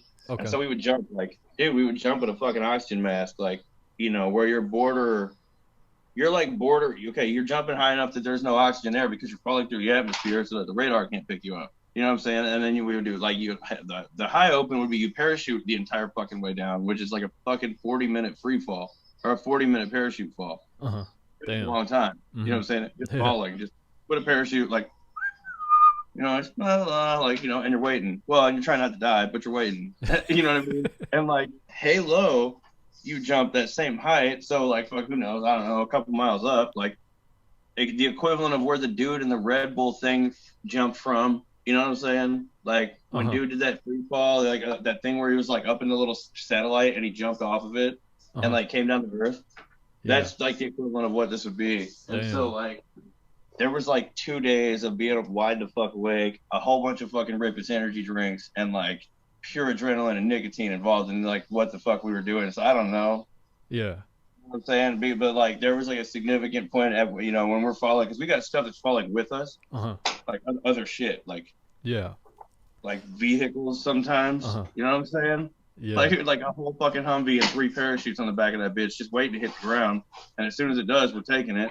And you know what I'm saying? And so there was at one point where we're stuck. I'm standing on this platform and I'm convinced dude is standing with this. There's somebody else standing there with me. The whole time before we even come out this plane, this whole, whatever. Dude, when I hit the ground, I could not find this person anywhere. And this was a couple hour over the process type ordeal. You know what I'm saying? Yeah. And like there were some other things there, and people were like, "Yep, I don't know what you're talking about. I don't know what you're talking about." And I'm like, Yeah. now I sound fucking crazy. I'm like, cool, bro. I'm like, this is what I needed now. Like, No, I think like there's so many reports from like US Navy pilots and like Air Force people that have reported seeing unidentified crafts like moving mad fast, right? Or coming out of yeah. water like that. Are you familiar with Admiral Byrd, his story from going to Antarctica? No. Oh, because they were saying like during World War II, like the Nazis were building like or they were fucking with alien technology down in Antarctica, and so the U.S. Admiral Byrd, he went down there with the fleet of U.S. Pilots and ships and like soldiers and stuff, and they planned to take over Antarctica from the Nazis. And so on their way down there, he said that some crafts came out of the water, like flying saucer discs came out of the water mad quick, and then just like took out a majority of his fleet. Look this up, man. Damn. You can look that up on YouTube, Admiral Byrd. Yeah, I'm gonna have to check that out. But there's always a whole bunch of controversy about like alien technology during World War II. If you ever have time to like research that, and like the Nazis, they seem to be up on game a lot faster than the U.S. at that time. Mm-hmm. You know, this is true. Yeah. Yeah. So yeah. Think about this, right? Uh-huh. So why do you think that the U.S. took all of the Nazi and German scientists and made them the heads of departments like NASA and the Space Academy and shit? Yeah, man. Like, because they had advanced. That's why like they were to saying, this day. yeah, Germany were communicating with like aliens and shit, and they were getting this technology faster, you know. Yep. So who knows? That could have been one of the main backings behind why maybe like there was a whole World War II thing, man. And I think it was a definite huge part of it. Well, so like I saw this on a TikTok the other day, and I think this is hilarious because this guy he pokes a lot of fun at people, but it was like huge political topics at some point that now are not considered to be like, you know, that big of an issue. Like World War II, when Japan fucking bombed Pearl Harbor, right? So it showed him, and it shows him he's dressed up as this dude, and it's labeled, you know, this little subtitle says Japan right here, and he's walking, and he's like, hey, guess what I just did? And it's Germany, right? And so Germany's sitting there, and he's talking to the aliens, okay? And he looked over, and he's like, what? And he goes, we just bombed the U.S. And he's picking up his glass, and he's like shaking, and he's trying to drink it, and he's like, oh, fuck. And he's like, it's like going all over his face, you know what I'm saying? Like, and that's how he like, and it was like, they were like, it's like a pregame to World War II. Like, you know what I'm saying? So I was like, huh. And it was like, it's just, I don't know, I thought it was quite ironic because most people like don't think about a lot of the shit. Like, yeah, you know, why, you know, there's no way that we're talking to aliens, and why are they heading our space still? Everything we do aeronautically in space inclined ever. Yeah. You know what I'm saying? They're still alive, and which makes no sense to me. Everybody else in that war is dead, not these fools. Yeah. We're living in a weird time that I feel like a lot of things going around us are not what they seem. Oh yeah, no, not at all. And a lot of people, and you know, I hate to use this word woke, right? But there's a lot of people that are asleep. Yeah. They're just walking around thinking that life is life, right? And this is all there is, right? Just fucking going to work, watching Netflix and Amazon at night, and then fucking doing it again the next day, right? And then teaching their kids similar things. But there's like real shit that we don't know that's going on out there. I don't think, I definitely think so, yeah. It 110% is. I was going to say, no, I don't think it's going to be that bad, but it 100% is. But it's all perspective too, right? If you never leave your bubble and never think outside of what you know, then life could be good all the way till the end, right? It is what you thought it was, right? And blissful ignorance. Yeah, blissful ignorance is blissful ignorance. However you want to look at it, right? So who's right and who's wrong? I don't know, man. I feel like it's the individual, right? Each individual has to like kind of like find their own meaning of life, right? Yeah, well, yeah, because I mean, if you were to think that everybody is here for the same purpose or one purpose as a whole, and you'd have to be crazy. But maybe we are, man, and the government isn't telling us what that one purpose is, right? We're numbers. We're here for tax dollars, bro. That's what it is. It's the government thing. What if our purpose as human beings was to collect and mine all the silver and gold of the world, and then the aliens are going to come down after we collect it and then take it? What? That would be the most, that's like the most pointless purpose. Yeah, I mean, but at the same time, it gives me a job. Shit. But Like, maybe that's what we're doing, but they can't make everybody do it. So the people that that's why like, they stopped backing our money with it. At first they were like, here's why it's important, and here's why we need it. Now they're like, nope, nope. dude, I gotta take a piss real quick, and then maybe we can blaze some more trees, and then maybe we can like go back to what you were talking about as far as like Yeah. how you ended up with like the prosthetic leg twice, but the first Yeah. time. Who's the hottest female first lady that you've ever seen? I don't fucking know, dude. Because Obama's first lady looked like a fucking man with a wig on, like, and like, you know what I'm saying? Just Trump's first lady, Trump's old lady looked like, I don't know, like everything that could have went wrong with Barbie when she got older. That makes sense. Like, there's too much about her face that just doesn't work for my eyes. Because I look at her and I'm like, I almost want the other lady back. Damn it. I'm like, the man with the wig was more appealing. What the hell is this? Like, I don't even, like, I know they're just like icons. They're supposed to represent. Like, I don't know what to think right now. And then Old Bush's wife had to be a gangster. She's a gangster. Dude, she's a gangster, like, ride or die bitch. Probably her. Like, I thought Hillary Clinton wasn't that bad looking in the 90s, man. Like when probably, yeah, that's fair. When Clinton was in office, when Billy Clinton was in office in '92. Dude, yeah, like, young Hillary Clinton, she wasn't bad, man. That was like when I was like 2 or 6, so just, you know what I'm saying? Like, dude, I remember watching the Cardinals game because I think they made it to the World Series this year or that year. And it was the same time Clinton was about to be impeached. He's like, I did not have sexual relations with that woman. And my dad was making a joke about, yo, but you sure got your dick sucked by her. Ha, ha, ha. Like this is like we're watching the Cardinals game. Like, I was like 3 or 4, like, when that was going on. Dude, I remember this. Like, it's funny what we remember as kids, right? Right. Like, I don't remember shit else in the house, but I remember that plain as day. Like, don't remember nothing else about that house, but that I remember plain as day. Going back, let's go back. Yeah, getting into the leg, leg, man. Going back to war times, okay, man. So we're going along the levee, and we're swerving to duck the fucking potholes that are in the road because we don't want to have to deal with like blowouts and shit like that. Yeah. There really is no changing those tires.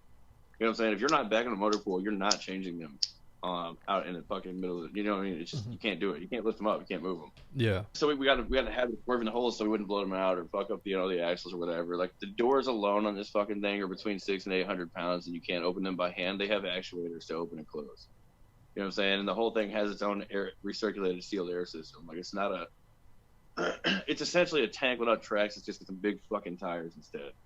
You know what I'm saying? Like really big tires. You know what I mean? A lot of them. Yeah. And it goes just as fast. You know what I'm saying? It'll still do 60 or 80 or whatever. And but we're set up like a bus. It's set up kind of like a school bus on the inside of it. When you got like road seating with like space in the middle to where you can fuck around and like move around and stand up and all this other shit. Yeah. You got a turret at the top of it. The guy's sitting in the turret on like this like sling looking seat type thing with a loader that stands underneath him and belt feeds him ammunition to the 240 and the 50 that's mounted right in front of him. You know what I'm saying? So like, I mean, dude, fucking cannons up there, like blowing shit apart. There's also 240s in the front of it, like on the sides with the front wheels and stuff that like, you know, that we can use when we get out, all this other shit. Windows are all bulletproof. Like, it's a big, heavy ass up armored, big fucking truck. It's got a big V bottom hull. Like, it's made of all solid fucking iron, and it comes to a V point in between the wheels, so that if you were to go over an explosion, the blast would get pushed outward. You know what I'm saying? They're built so you could be parked on top of an IED, and so that it would go off, nothing would fucking happen to you inside. Like, you would just sit there, you'd be fine. In theory, that would be great. If you're swerving and you're all the way to one side, right or the left, when the IED goes off, all that concussion wave hits the side of the vehicle and still flips the fucking thing. Especially when you're rolling and you're top heavy, because that's where all your shit is on the top racks, and you're on the edge of that road, trying not to roll down the fucking rock anyway. You know what I'm saying? So we had an IED get fucking go off, and we're swerving these potholes, and it flips the fucking MRAP down the fucking hill, and like the loader and the gunner got thrown out. Like when this was happening, and actually the gunner got thrown out. The loader got stuck. So when the truck landed, like, oh, it's top. There was only like, so he was stuck in the turret. So he lost an arm, a leg, one lung, like one testicle, half of all of his intestines, like literally got cut in half. Like, he's still alive. That was like everything that was still inside the turret when the truck landed. So, and then when it flipped, the doors came open, so we lost the driver and the TC. So Cost was the driver. That was like my boy. Like he's the only other one that I'd known that was in the vehicle at the time. Mm-hmm. And then we had a brand new lieutenant with us who was telling us what the fuck to do anyway. He didn't know what the fuck he was doing. Just kind of how we ended up in this situation, but whatever. We lose, like, both of them get thrown out when the flip starts to happen. The doors fly open and like they get thrown out. And then the two guys in front of us, I don't know if they got hit with like rounds. And so when this happens, this is also an ambush at the time. So when the truck stops on this top, like we're in the middle of this valley between these two rock faces, and like there's people from like fuck everywhere. I don't fucking know. You know what I'm saying? All over the place, top of the hill. Because I mean, all I remember looking up and it's just fucking raining, like not water. You know what I'm saying? It's raining, like it's just fucking people like shooting at you. Yeah. And so like I remember trying to get out of the vehicle, like because I was sitting in the back and I didn't have my fucking harness on. And I'm just like, you know, like, what the fuck's gonna happen? Blah, blah, blah. Woof. Like, we start flipping, like, oh shit. My Kevlar comes off, like, I hit the back of my head on the fucking, one of the plates. And so, like, there's blood all on my shit. And so, like, when I fucking come to, I'm looking around and, like, everything's all white, ears ringing, hands are covered in blood from the back of my head. And I'm like, fuck. Like, I already don't do blood very well. Like, you know what I'm saying? Like, at this level, fuck no. You know what I mean? So then I'm like, oh shit. It's the least of my worries. I'm like, it's cool. I just need to get to the radio because I'm the radio guy. Like, I know what the fuck to do. You know what I'm saying? Like, I got this. I know how to do this. No problem. But then I look up and realize the radio's gone. Like, the front section of the radio that it was up in where the vehicle was at is gone. Like, the whole front part of the vehicle had gotten fucked up. And so, like, that wasn't an option anymore. The only thing that was still an option was my bag that had the other radio in it that was on the roof. The vehicle was upside down and it had gotten thrown. So I had to find out wherever the fuck my shit was at. I still had a radio in the bag, the small bag that's on my back, so I couldn't. It was like a satellite radio. I'm like, I realized pretty quick I'm the only one really left in the vehicle still. Mm-hmm. I don't know, like, and so like, all right, cool. So I tried to go stand up and realize like, oh shit, this is gonna be rough. Like, traumatic brain injury wise, nothing was making sense. I wasn't quite putting two and two together that I was upside down. Mm-hmm. And so like, it took me a hot minute to get the fuck out the door. Yeah. You know what I mean? And then when I finally did, a ricochet came off the fucking door from where they were shooting and it went through my fucking heel. And then the second ricochet went through my knee. And so I was like, oh fuck, now I can't stand up. Fuck. Like, you know what I'm saying? I was like, what am I supposed to do now? Like, what kind of round was it? It was like a fucking 7.62s from AKs. Oh, okay. I mean, it's fucking choppers. Yeah. And then like it fucking. Like, that's where there's an AK, my entire right arm, what that sleeve is an AK, and the 6 shells there's 5 shells and one coming out the chamber on the top of my right arm that come out of it. It's like, makes the whole sleeve. Damn. You know what I'm saying? It's because there was, 14 of us that fucking left and 8 of us that came back. Like, I'm saying lots of people. Yeah. Pretty sick piece too, dude. And I got the whole thing done at the convention. Like, the Inc. magazine came out and, like, photoed it. Oh, yeah. It was a big fucking, like, yeah, that was kind of cool. Yeah, man. But it was like, so like I fucking at this point I'm like, shit, I'm gonna have to crawl to wherever the fuck I need to get to, and I'm trying to get on the radio, and then I look up and realize I can still see the people that were led from the vehicle with me that were still like trying to fucking get their shit like alive, like trying to fucking put it together, and they were like not too far away, so I can crawl that far, like no big deal.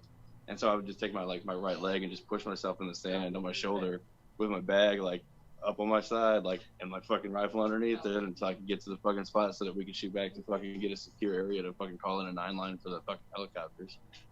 Like, dude, and then in the process, I have to crawl from the front of the vehicle past the turret. It's just like 3/4 away from the back.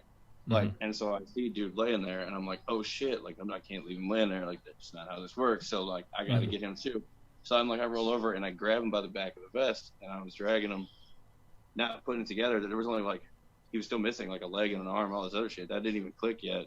Like, but he was already still in shock, so it wasn't moving. It's not like he was, hey bro, my leg is down there. You know what I'm saying? In that hole still, like, and so we get up to where fucking everybody else from the other vehicles is still alive at, and like, call in this 9-line. I get my ass chewed on radio, lose some rank, fucking wake up in a fucking hospital. Dude, it was fucking stupid. But like, all this was probably happening very fast, but in your mind, it's probably is it a long time, or is it, what are you thinking? In my mind, I feel like it was like fucking days. But on paper, I guess it was only like fucking a matter of like 45 and 44 minutes or some shit. Yeah. Damn. Like something crazy fast. But in my mind, even remembering it, I feel like it took place overnight. Like, you know what I'm saying? It's fucking, I don't know.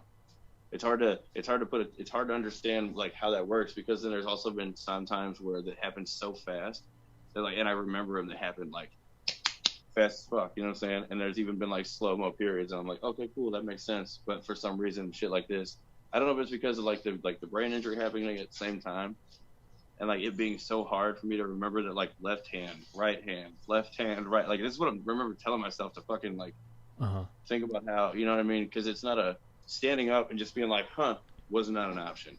You know what I'm saying? Vertigo had happened already at that point so fast. Vertigo had already had set in, you know, from like the brain injuries and fluid loss so fast that like I'm puking if I'm like looking to the left too fast, looking to the right too fast. Yeah. Like, or not vertigo, whatever the fuck it's called, equilibrium or some shit. Like, yeah. You know what I'm saying? Yeah. Damn, man. So this is the first time that it happened, right? And then it happened again? Something? Yeah.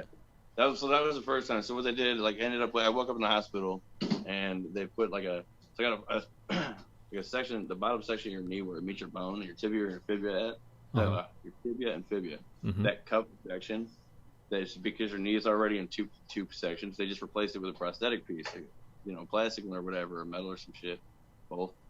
And then on my ankle, they just put some like screws and a piece of metal on the one side, and they were like, the other side will heal, no big deal. And I'm like, all right, not a problem.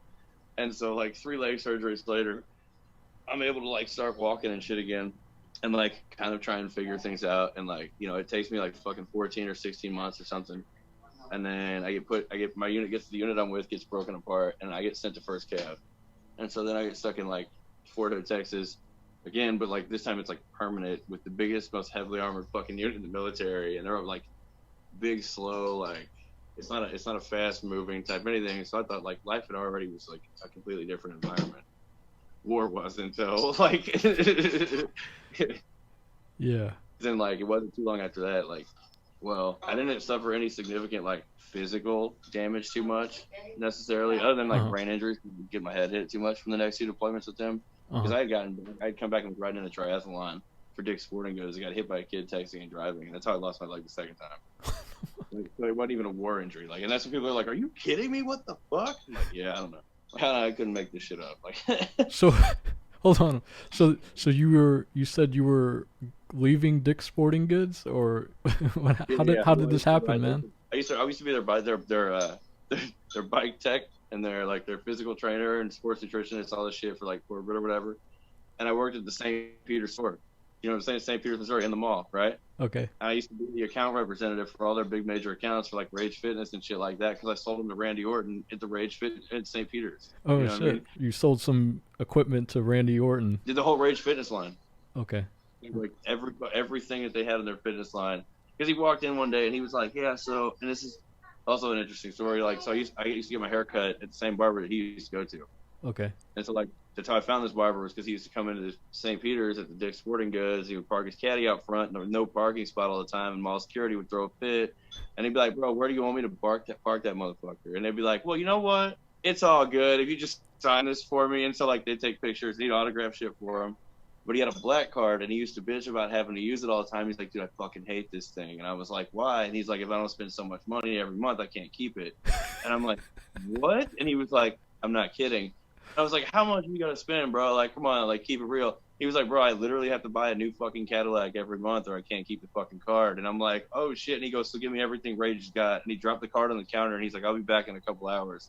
And I'm like, this is a fucking game show. Like, there's no way this is real. You know what I'm saying? I'm like, because at first, like, he was in the store looking around, looking at the stuff we had that was available. And I walked up because somebody dared me, the other guy that worked in the fitness section dared me, like, go talk shit to homeboy about his tattoos, bro. Because I was already covered like this then. And so I walked up behind him, didn't know who he was. I didn't see him make his face yet. And I'm like, yo, who let the kindergartner scribble all over your fucking arms, bro? Like, you want me to fix that shit for you? Talking all shit. And he turned around and he went, that's cute. And I went, oh shit. Like, I was like, my bad, bro. So can I get an autograph, bro? Like,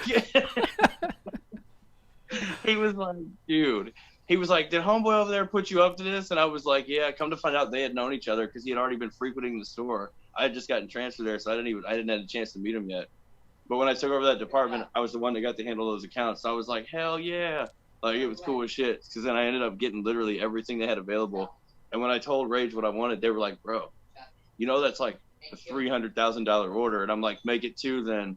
And he was like, what? And I was like, look, man, Randy's got a gym. I don't know. You heard the man. Just look, he's card number. You ready for it or not? And they were like, yo.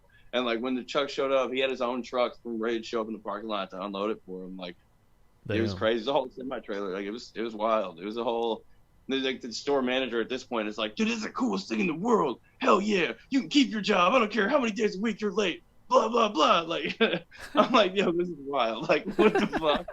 But then, like, ended up, like, the news came out a couple times. Like, whole youth sports teams was coming out. Like, he was doing public signings and shit for people. So it was a lot more promo for the store than anything. Yeah. So I was only making fucking $9.75 an hour anyway, so I didn't give a shit. But it was cool as hell. Like, yeah. So leaving that job. So how did this accident happen again? Well, so I started paying attention to the fact that they would pay disabled veterans to ride in the triathlons that they were sponsoring. And I was like, yo, you guys realize, like, you already get a tax credit for hiring me. Like, as a disabled veteran, the government reimburses companies yearly for, you know, employing them. And I was like, why not let me get a cut in on this? Come on, give me a fucking paycheck for the riding that bicycle. I was like, I got this. And it started off as a dare, like, with one of the other managers. And they were like, bro, you won't do it. I'm like, bet I won't. And so I typed up this email, dude. And one thing turned into another. And like 3 meetings later with a couple of the other district managers. And they were like, hell yeah, we're about it. And so I started riding mountain bikes, like, professionally for them. So they would host triathlons all over the state. And so any kind of major, like, significant sporting event for Under Armour, Diamondback, or Dick's Sporting Goods, like, that had biking, I was all about. And so, like, we rode from Columbia to St. Louis, like, on not all at one time. It was over a 3-day stretch, right? So, like, that's almost the state. It's 3/4 of the way across the state. Like, and we get back, and shit, I shit you not, 2 hours after I get, like, we're done, like, everybody's finished, we're all going back to our house, whatever. I'm like, I make this corner coming off the highway, I'm on the shoulder of the road, I stop in this BP parking lot in the gas station to get my phone out of my bag to call my mom to tell her it's her birthday, or happy birthday, because it's November 4th, it's my mom's birthday. I go to call her, my phone dies when she says hello. I'm like, well, now I feel like a dick, now I have to call her back. I'm only like 3 miles from home, no big deal. Drop the phone in the neon green Under Armour bag on my back, and stand up on this bike, get smoked. This kid was like texting and driving, doing 55 and like a 20, came blowing through this like 4-way stoplight through the intersection, made the right, wasn't paying attention, came through into the over the little grass thing, into the parking lot, like hit me standing there, went across the stretch of the section of the parking lot, hit the ditch, tried to overcorrect, it threw me off of the windshield into the hood, like back into the road, 70 something feet, like, dude, it was wild. Damn, because man. my left foot was separated completely off my leg. My leg was broken again right underneath the knee, and then 2 more spots lower. This was the same leg too, huh? Yeah. And it's also the only leg that I have tattooed. Like solid tattooed, like my sleeves are, you know what I'm saying? Like solid. And so, like, the doctor dead ass is like, yo, you'd got a full prosthetic, but we kind of had like a puzzle we could put back together with the pictures this time. So we figured, fuck it, why not? And so like fucking on my leg, I'll show you. It's fucking weird. Like, on my leg, you can see the fucking staple, like the marks from where they stapled my leg back together going up. Like, let's see. I switch the camera so you can see. Damn, that looks crazy. This shit right here. But I got those on both sides, and it's like I don't have any ankle bones left anymore on that leg. Damn. And then it's kind of a. Is it true, like, you know how they say when people get arthritis, like their bones like hurt like on rainy days? Like, does your body feel different during different weather climates? I have a cane that I'm supposed to walk with every day, but on days when the weather changes like that, and especially being up here in fucking Pennsylvania, the cold, yeah, dude, like I feel it. Like I'm probably 98% of the time, I'm like, yo, it's gonna rain tomorrow, like an old man. You just know, right, how your body feels. Yeah. That's well, correct. like, between that and like the plate in the back of my head, like just every time. Like, yeah. Damn, man. That's crazy stories, man. And I give you mad props for going through those like traumatic experiences and still being able to progress through life, man. A lot of people, they don't make it, man. They give up, or they're like, fuck, man, you know, or they turn to like hard drugs to maintain, you know. Yeah. Well, I mean, I have my substance abuse issues, that's for sure. You know what I'm saying? It's something now that I'm like I'm almost at my 90-day mark. You know what I'm saying? Well, I gotta say it again, but this is like for like everything. Yeah. which is decent. You know what I'm saying? I think weed is good though. Doesn't weed kind of help you a lot? Yeah, well, yeah, that and like that's what I was saying too earlier. Like the VA gave me a card, the state of Missouri gave me a card. I had a judge tell the fucking court clerk to go get all my case files, and they were like, "Look, so check this out," and they stacked all my shit up, and they were like, "This is Tyler unmedicated," and it was all of my shit, and they were like, "This is Tyler medicated," and it was nothing, and then I was like, because there's a prosecutor trying to say that my medical marijuana card wasn't going to be allowed if I was going to get put on probation or parole, and the judge basically was like, "Bullshit." Like, and then approved the state card that I had so that I could keep doing whatever fuck, you know what I'm saying, smoking or eating edibles or whatever, and then take a piss test and not be sent back to prison. Yeah. Missouri, Like, it's not legal in Missouri yet, is it? Yeah, it's medicinal. It's not, it's fully decriminalized. And so, like, the city cop can't walk up to you and give you a ticket for having it, but he can walk up and he can tell you to put it out. You know what I'm saying? So, like, if you're smoking in public, he can be like, "Hey, look, put that out or take it over there." Or something. Like they have a rule of like 50 feet away from the building front door. Oh, okay. You know what I'm saying? So like it's like Pennsylvania where I'm at here, it's medicinal here. There's other states that like Illinois, East St. Louis, yep. fully recreational. Yeah. Dude, Collinsville is my favorite dispensary. There's a dispensary in Collinsville? Dude, it used to be called Illinois Supply and Provisions, and now it's called they just changed their name of it. Now I think it's called something Cookies and somebody else are the owners. Like, dude, it's a gangster ass dispensary. What where is it by in Collinsville? If dude, you know where the Applebee's and the hotels are right there with like okay, so on this side of the highway there's like a Walmart and like a T-Mobile and a strip mall and stuff. Yeah, I know. On this side of the highway on the left there's there's the motels, like the big circle that you have to make when you exit off the highway coming from the gas station, the little blue mobile gas station right there. Dude, if you follow it around and before you get to, let me think of how this works. So, dude, it's like right past the Holiday Inn parking lot. Okay. Gotcha. It's a building with a big blue metal awning on the top. I think it used to be something else. It's got a small parking lot, and they make their customers park in the hotel parking lot next door and take the shuttle across. Crazy. Yeah, because I haven't been back to Collinsville in a while, so like next time I visit, I'll have to check it out, man. Fuck, I'm gonna go buy some trees there. Dude, it's legit. I'm telling you, it's super legit. Like they got literally everything. Like, and it's always like, I mean, yeah, the prices are kind of like, they're Jewing the fuck out of you. Like, all right, whatever, but it's worth it. You're paying for quality. You're not paying for some like, hit or miss, risky pre-rolls that may be some fucking mids mixed in with some decent. That ain't gonna be fucking shit. You pay $25 for a pre-roll there. That's a gram, 1.25 grams.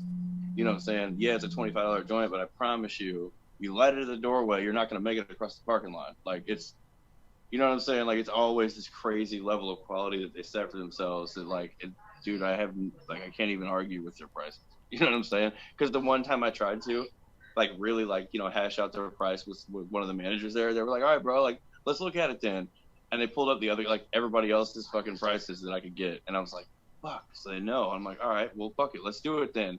And so we went at it, dude, and one for one, for dollar for dollar, cent for cent, that place had better value for your money all the way around. And I'm like, "Yo, they even went the extra mile to prove it to me." I'm like, "I'm sold." I'm buying everything. Go in there and be like, "Yo, how much money's in my pocket? I don't care. Take it all. Whatever you got." Right. How long have you been doing this podcast thing? I just started man, probably last October, November-ish. That's cool. I'm just trying to, like I said earlier, just trying to get better, every day. Right. Everybody has an interesting story. And I think once you get past all the superficial bullshit that we see on mainstream news and shit, people have more shit in common than they don't. Oh, definitely. That's I 110% believe that's the only reason I got the following that I do on TikTok. People tell me all the time, bro, you resonate with all of us. And I'm like, I don't know what to tell you. Man, they're like, man, and it's crazy because we can tell you're not lying. I'm like, dude, I've already been through it. You know what I'm saying? It's not I'm going to sit here and brag about it. I'm going to sit here and tell you what you don't want to do because I promise you it's going to hurt worse in the long run. I don't want to see you go down that road. You seen these young kids on TikTok trying to ban Eminem? What? No? They're trying to cancel Eminem because of his controversial lyrics from back in the day. And then the millennials are fighting back because the millennials fuck with Eminem. how is that even gonna work? You know, I almost believe like if enough people do it, it would work. Because to do TikTok is they're on some shady shit, and like, I've got videos right now.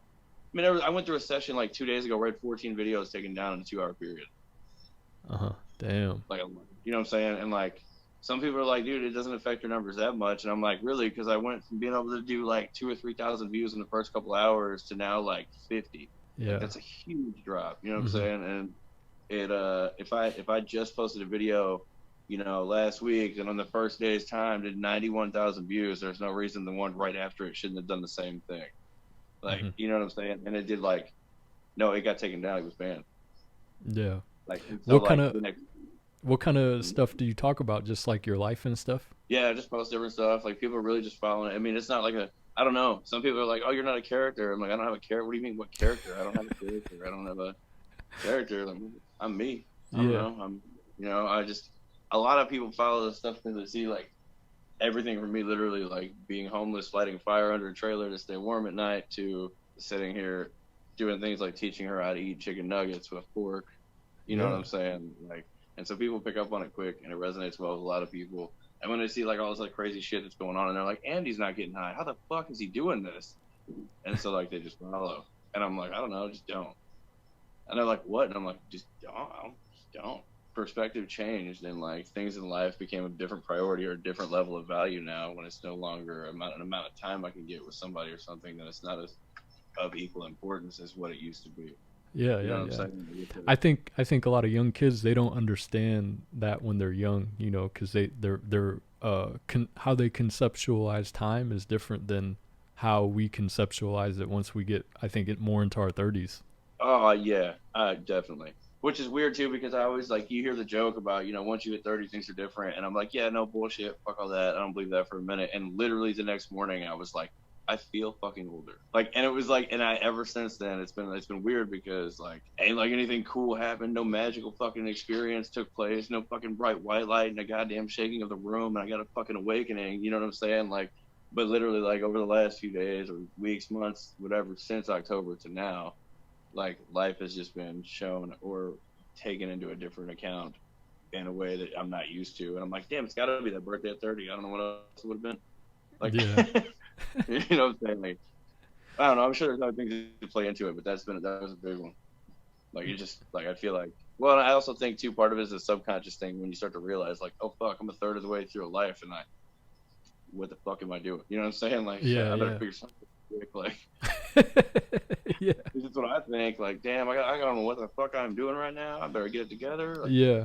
You just gotta try to maybe like pick something and just go with it, you know, and just try to become the best at it. Yeah. Well, and I think too, a lot of the times, or a lot of my issues, like as I was younger, that would come from like me trying to do something for somebody else. And it wasn't until I got the idea, the perspective, that I needed to stop fucking giving a shit about so many other people for once. And like, that might help me in the long run. Like, that's a big one for me. Most people are like that, you know, which I don't think is a bad thing, but I think if you are sacrificing your own time that you could be putting into yourself to become better, while you're over helping people that may or may not appreciate what you're doing for them, then you got to look at yourself and start reevaluating, you know, priorities. Definitely. Yeah, absolutely. Well, and I also think too, it becomes like a subconscious activity where you start to want to surround yourself with people that have a similar priority set of, you know, that you might have or that you're shooting for, whether it be an environment you're familiar with or people you're used to hanging out with or not. Like, it's, you know what I mean? So like, because I've noticed now, like, I don't talk to probably 99% of the people that I used to, you know what I'm saying? Like, you know, for the same reason. Like, I just think, you know, people, place, a thing, it's got to change them, all of it or not any of it at all. Like, I've been enjoying like your stories, man. And I think a lot of people, kind of like similar to like Joe Rogan, I think how he has like military people on and they talk about their stories, combat stories. I feel like some people find that interesting. And then also like, I think it's good for like younger kids to hear, so they can be like, just like when you were 16 and you came in and you were excited, you know, and your grandpa wasn't too, he didn't share the same kind of like idea of military that you did, right? Because you never been there before. But now that you've been there, you can kind of like share your story with other people, and not to discourage or encourage, but just to be like, yo, this is the reality if you do choose to go that route. Oh, absolutely. Absolutely. I think so. Okay, I'll tell you one more story real quick. Yeah, sure. When I was in first cav, right, on my last deployment, well, yeah, it was my last deployment. I was I had just gotten a little bit of rank again after I keep getting it taken away, you know what I'm saying? Because it's a little dumb shit. Because the Army's political, you know what I'm saying? You play a lot of political games, and it's like, it depends on who you're going to brown nose for how long type thing. And like, it just wasn't working out for me. So I get stuck on this shit detail because I'm pissing all the wrong people off. And so I'm the NCO that's in charge of after actions reporting, which means after you have like any kind of event play out, right? And so you get in a shootout with somebody, right? And fucking there's 3 of you and 3 of them, you guys kill each other, whatever. On this report, I have to explain these 3 people, blah, blah, blah. This is what took place. Here's the results. Here's what we did, yada, yada, yada. On to the next one, okay? It's the worst fucking job you can have, because when you have shit situations like an IED go off or a lot of innocent people get killed in the process of things, it's not the position you want to be in, because you're responsible for every single one of those bodies, right? So like, we're in the middle of a bunch of shit, and we had just lost like a big chunk of like a convoy that was coming back to where we were at in Iraq. And when they stopped crawling back and I realized like they were not alive anymore, like shit had really hit the fan, I was getting pissed. Like a lot of people were getting pissed because this is a super important type situation that we needed to see through. And so like, we get these coordinates from our recon scouts, and at the time not only am I doing after actions report, but I'm riding around in Bradleys and tracked vehicles, and I'm the only one with any kind of rank, so I'm having to fucking make these calls that I'm not used to. Yeah. And I get these fucking coordinates handed to me, and I'm told like, yo, check this out, this is exactly where they're manufacturing these IEDs. And I'm like, yo, the same gold and copper ones that just came through the tank, like right over here, like literally right fucking just a minute ago. And they're like, yeah, bro, they're getting made at these buildings. And I was like, full motherfucking send it.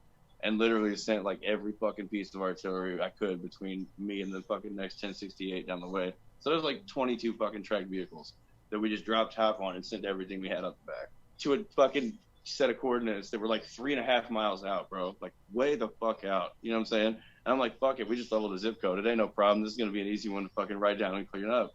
So we get out there to go clean it up, and fucking come to find out the only fucking thing, and this is like, oh man, like the only fucking thing we really hit was like this big ass building, which was supposed to be right. The problem was it was a fucking daycare, and like the only thing in it were like children under the age of 12. And like there was not a single piece of fucking like, firearms or like weapons or explosive material or bomb making or anything. Like none of that shit was found. So like then you got to go around and piece together all those kids and like figure out where the fuck they got to go, whether it be back home or depends on the situation. Or back to their family, whatever the fuck, you still got to, what I mean? All that shit has to be dealt with. So we ended up getting like 40 something kids out of this fucking like pile of shit that was left from what the fuck we had leveled from like, dude, hours before, you know what I'm saying? And it was not like we shoot at these buildings, we show up in 10 minutes, cleared out, no big deal. Because even the people that are still alive that don't get killed right away from this kind of shit laid there for like 14 fucking hours before we ever showed up. Because it takes a long time to cross that distance, like, convoy wise, you know what I'm saying?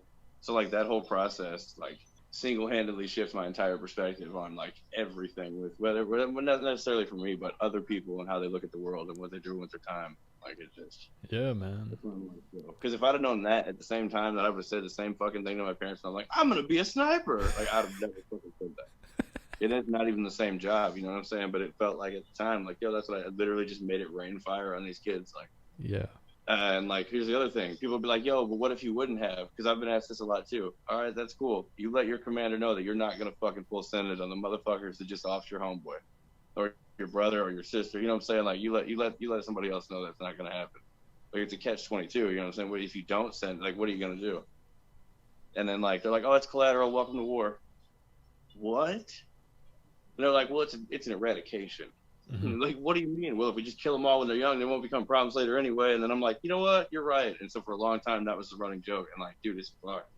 Like, because they're not kidding. That's really like the jokes that people make about this stuff really happens. Like, that's probably like the most significant fucking turning point ever in military anything for me. Yeah. But even if you look throughout like the history of the world, man, so many civilizations have come and gone. So many governments have come and gone. And if you look at like how it happened, it was all through like usually some type of military conquest, Yeah. Oh yeah. I feel like the U.S. They're that's why we're one of the most powerful countries in the world. We are probably because we put so much dollars into the military in order to keep that. I think. Then we also pay a lot of other countries too to keep it a regular propaganda thing that their citizens are told to fear us or praise us, one of the two. Yeah. Because there's a lot of people, if they would think about it, which if we ever go to war with China, I don't understand why people think we'd win that.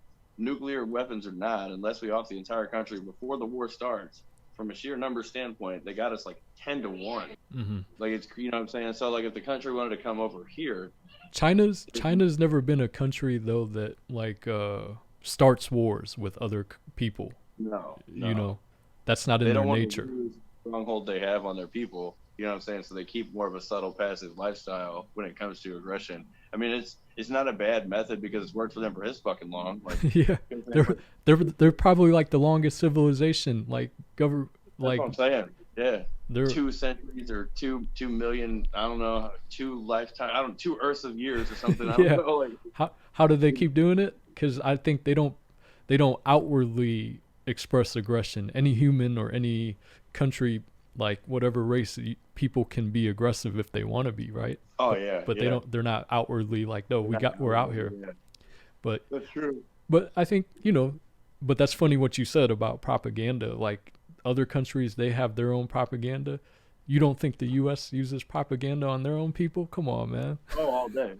If you think America is the best, most free country in the world, that's a prime example of how propaganda is exactly supposed to work. Yeah. You know what I'm saying? Because it's not the truth. It's not the truth at all. Like, but nobody in power wants any of their citizens to think at any point in time that somewhere else is better than theirs. Yeah. Like, I mean, that would be, oh my God. You could be the smallest country on planet Earth, and then I'm sure if you go there and live there long enough and actually like sit and like get into like their political structure, you will see how they use their own propaganda on their people, right? No matter how small that country is. Countries like Fiji, literally the size of Hawaii Islands, like, and they're like, man, oh, we have power. Like, all right, yeah, you got a loyalty to an ideology for sure. You know what I'm saying? Like, and that's amazing that like that much, like just being able to physically have the ability to sit down and talk to a group of people and make them feel that way all at once is like a dude, I don't know. It's a special kind of fucked up, but in a good way. I don't know, dude. It's not. Yeah. It's crazy, man. Because like sometimes people will only think from our point of view, and yeah, in some ways, Americans are brainwashed to think America's the best. But then at the same time, it's like, why would you not want to think your country's the best? Right. That's what I'm saying. Because then you become the one that's over here like, well, what if? And now all of a sudden you're fucking the next guy that's getting exiled from the country because you're writing fucking books about how America's not that great anymore. Like, I feel like that happened in history a couple times. But there are some bullshit ass countries out there that fucking really have no resources though. Yeah. And it's just bad, man. It's bad. Well, a lot of them are oppressed that way on purpose so that somebody can keep, powers, which I wish that's something that was more correctly or accurately expressed on the media. Because, like, oh man, we went to war because of weapons of mass destruction. Well, that is the dumbest thing I've ever heard. No, it's not. Like, you know what I mean? Like, and even growing up, I was like, why? They never threatened us. Like, when did they come over here and say we were going to kill America? Like, that doesn't even make sense. As a kid, it didn't make sense. Looking back on it now, I'm like, and people really believe this? Like, huh. But like, I think, like you said, it's like these rich politicians that call shots in all these countries, and I think people would be dumb to not think that these high government officials and politicians aren't working together and then trying to push certain agendas, right? Either through war or through propaganda. For a long time now, one of the ways, and this is why day trading became such a high profitable area, right? So your stock market and your stockbrokers and your stockholders and all that shit, majority of them don't trade every day. They don't touch their shit for a long time because that's how they make big money, right? Your day traders trade on what's called Forex, majority of it being on Forex, which is foreign exchange of currency, right? The only reason that's even an operational thing to be like taking place, or for you to have money in another country to begin with to back their currency, is because our politics will go there and help dictate their situation. You know what I'm saying? You're essentially funding that exact idea that you're describing. Like, you know what I mean? I mean, it's exactly what's going on. People don't realize it because they're making money. Like, oh shit, I dumped $100 in Uganda money a year ago, and guess what? Now Uganda is the only country that has the warehouse that produces a 3M mask for America. Guess how much money I have now? $100 trillion. Like, you know what I'm saying? Like, it's so far played out and pre-thought into like who's getting paid where. That's why politicians are staying there for so goddamn long and doing anything they can, like offing people like Clinton's hit list. You know what I'm saying? To stay where they're at. Yeah. A lot of times, I think the soldiers, they get played as pawns, right?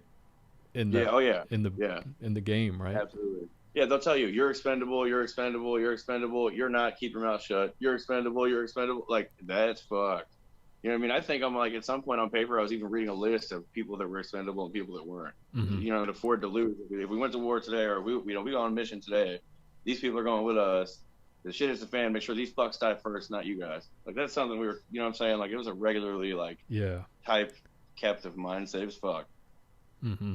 And also, go along the lines of money is like, you heard one of those Rothschild dudes, right? One of the oldest founding Rothschilds. He made that statement, and you might have heard it, where he said that whoever controls the wealth of a nation, it doesn't matter what government you put in that motherfucker. Oh yeah, dude. You could put in the fucking CCP, the fucking Donald Trump J party, whatever you want to call it. Right. Whoever's controlling the money in that country is calling shots. Yeah, it's running it every time. Yeah. Even in America, you don't think that shit is real in America too? That shit's real in America too, man. People. That's why I laugh sometimes when people are fighting left and right about, you know, this and that, because the media found a good way to pit Americans against each other. Yeah, they create social divide. So create social divide, and also like take our minds away from what's really going on. You know what I mean? Yeah. Watch the left hand while the right hand fucks you. Yeah. So we don't ask too many questions like me and you are going back and forth right now, like talking some real shit right now about what's really going on. That if this ever became big, like, you know, eventually they would come for me and you too. They'd be like, "Yo, should we cancel these motherfuckers?" Right. Like, hold on, they got a platform. Off them. Watch. We're gonna be in the middle of talking like this, and it's gonna be like a phone call, and it's gonna be like, "This is the Clintons." I'm gonna be like, you know what's crazy is every time we talk about like some or you're talking or I'm talking some like political or like controversial stuff, I feel like that's when the call signal drops a little bit. I was just getting ready to say keywords have been said, so now things are being what? You know what I'm saying? Like, yeah, that's what I'm saying. Yeah. That's what I was thinking too, man. Like, even this call right here, our conversation, you don't think people are probably watching it somewhere right now? Oh, I'm sure probably for the rest of my life, anything I say will fucking get watched at some point. You know what I'm saying? Whether it be from things like military related or shit that I've gotten in trouble with since I've been out. Like, it ain't like I fucking stopped the fucking curiosity, and the adrenaline sure as hell ain't fucking receding anytime soon. You know what I mean? So like, I'm over here still trying to kick. Like, man, I keep waking up, bro. They keep telling me I'm gonna die soon, but I keep waking up. What's up with it? Like, you know what I'm saying? Like, but like, that's happened throughout history, right? Anybody that is trying to push an agenda, right? They'll eventually say, "Yo, we gotta cancel these motherfuckers." Yeah, well, yeah, because hey, look, they're onto something. They're gonna put it into a form that people are gonna understand. We can't have that. Mm-hmm. Like, that's gonna open the eyes. There's too many people about to be woke. Just basically what we're seeing now, right? People getting canceled left and right. Even they took away Agent Orange, Donald Trump's Twitter account, right? Yeah. As soon as fucking inauguration took place, too, gone. Yeah. Like, to the minute, gone. Motherfucker, he's probably sitting there typing, like, waiting, like, I'm posting it as soon as it happens. I'm posting it as soon as it happens. We're gonna go hit post, like, sorry, motherfucker, you got banned. Like, yeah.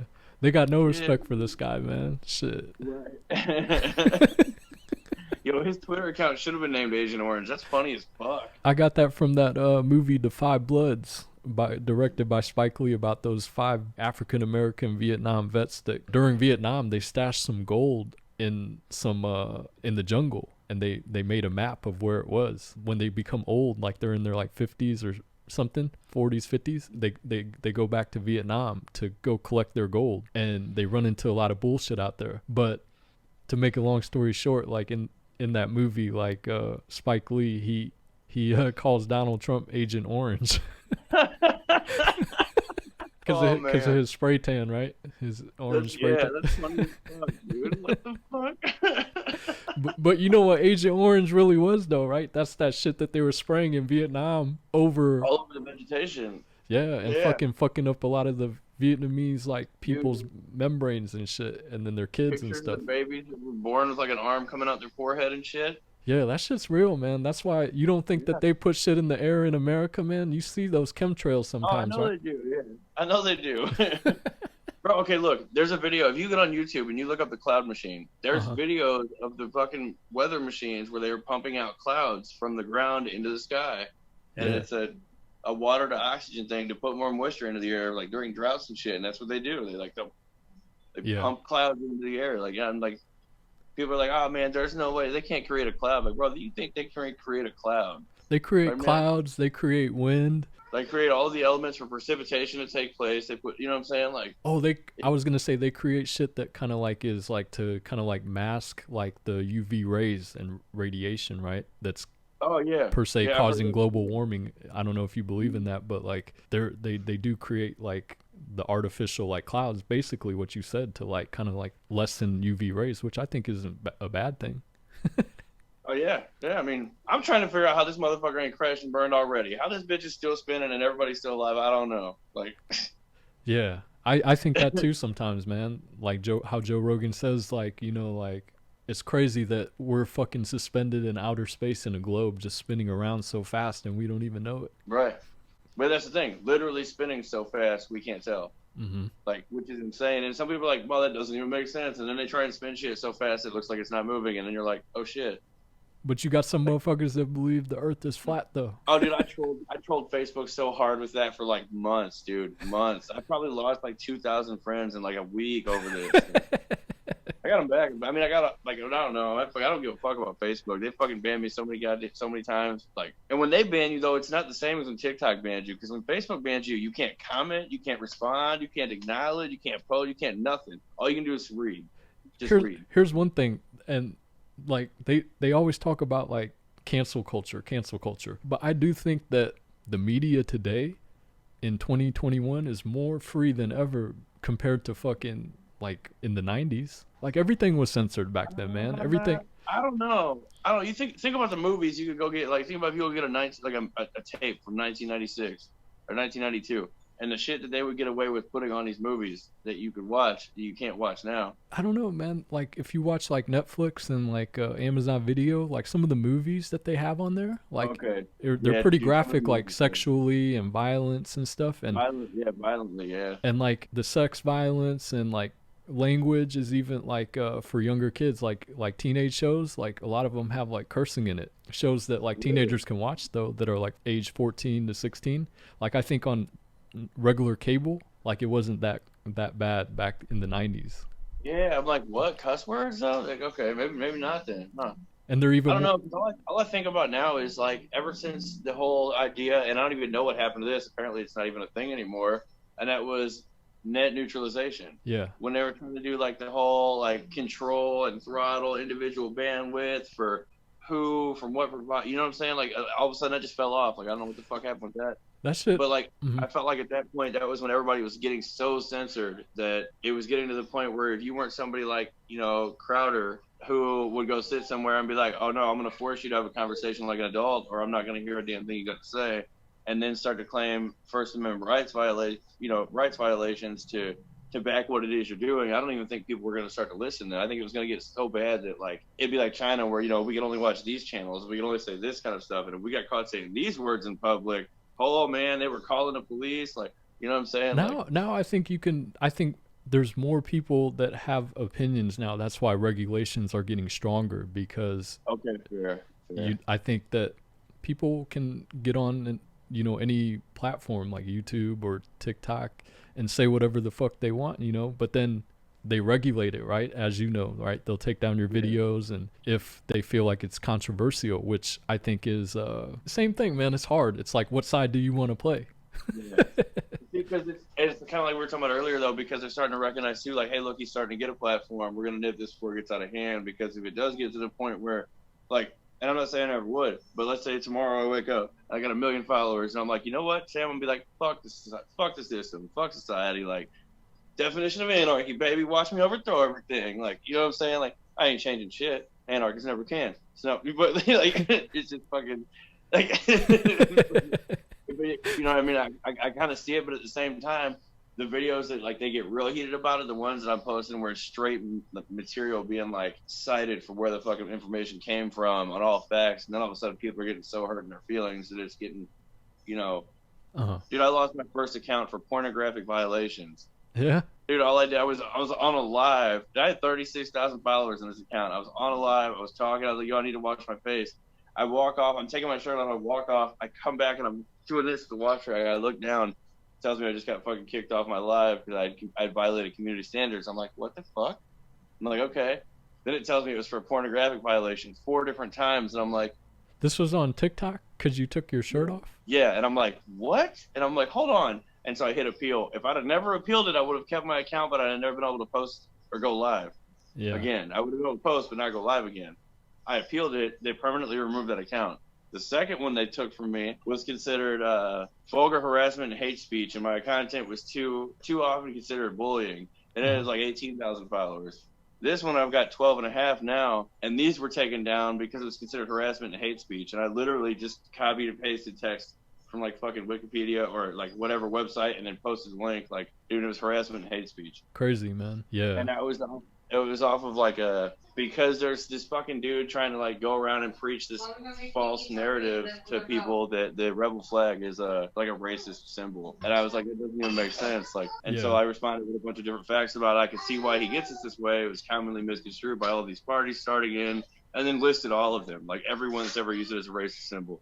And I was like, but that's not where it originated from, because here's where it came from, and listed a whole bunch more.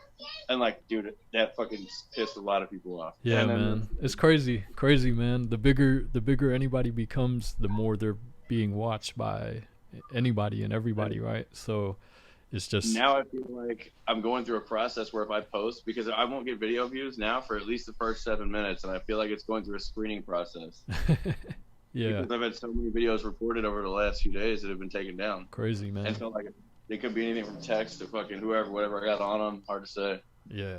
Appreciate you like taking your time and then also like sharing some of your stories, man. Oh yeah, no, it's not a problem. Like I said, dude, I've always wanted to do one, and I appreciate it too. It's not very often where I get the opportunity to, because usually people are like, "Oh my god, wow, you're not even the same. You're such a disgusting human being." Wow. Nah, man. Everybody's disgusting in our own way, even me. Right. That's why I keep telling them, like, I have no idea what you do behind closed doors. Don't tell me that. Like, yeah. It's all a facade, right? Everybody wants to put on a facade and act like their shit don't stink too, you know? Whatever they got time to believe for right here, that's all they care about, shit. Yeah. But I think part of it is the mass programming and propaganda that we get through mainstream media, unfortunately. It definitely. Thank you again for your time, and well, I'll talk to you soon, man. All right, man. Sounds good. Thanks again, dude. I appreciate it. Awesome, man. Keep your head up. All right. Thank you. You too, man. Thanks, Tyler. All right. Have a good night. All right. You too.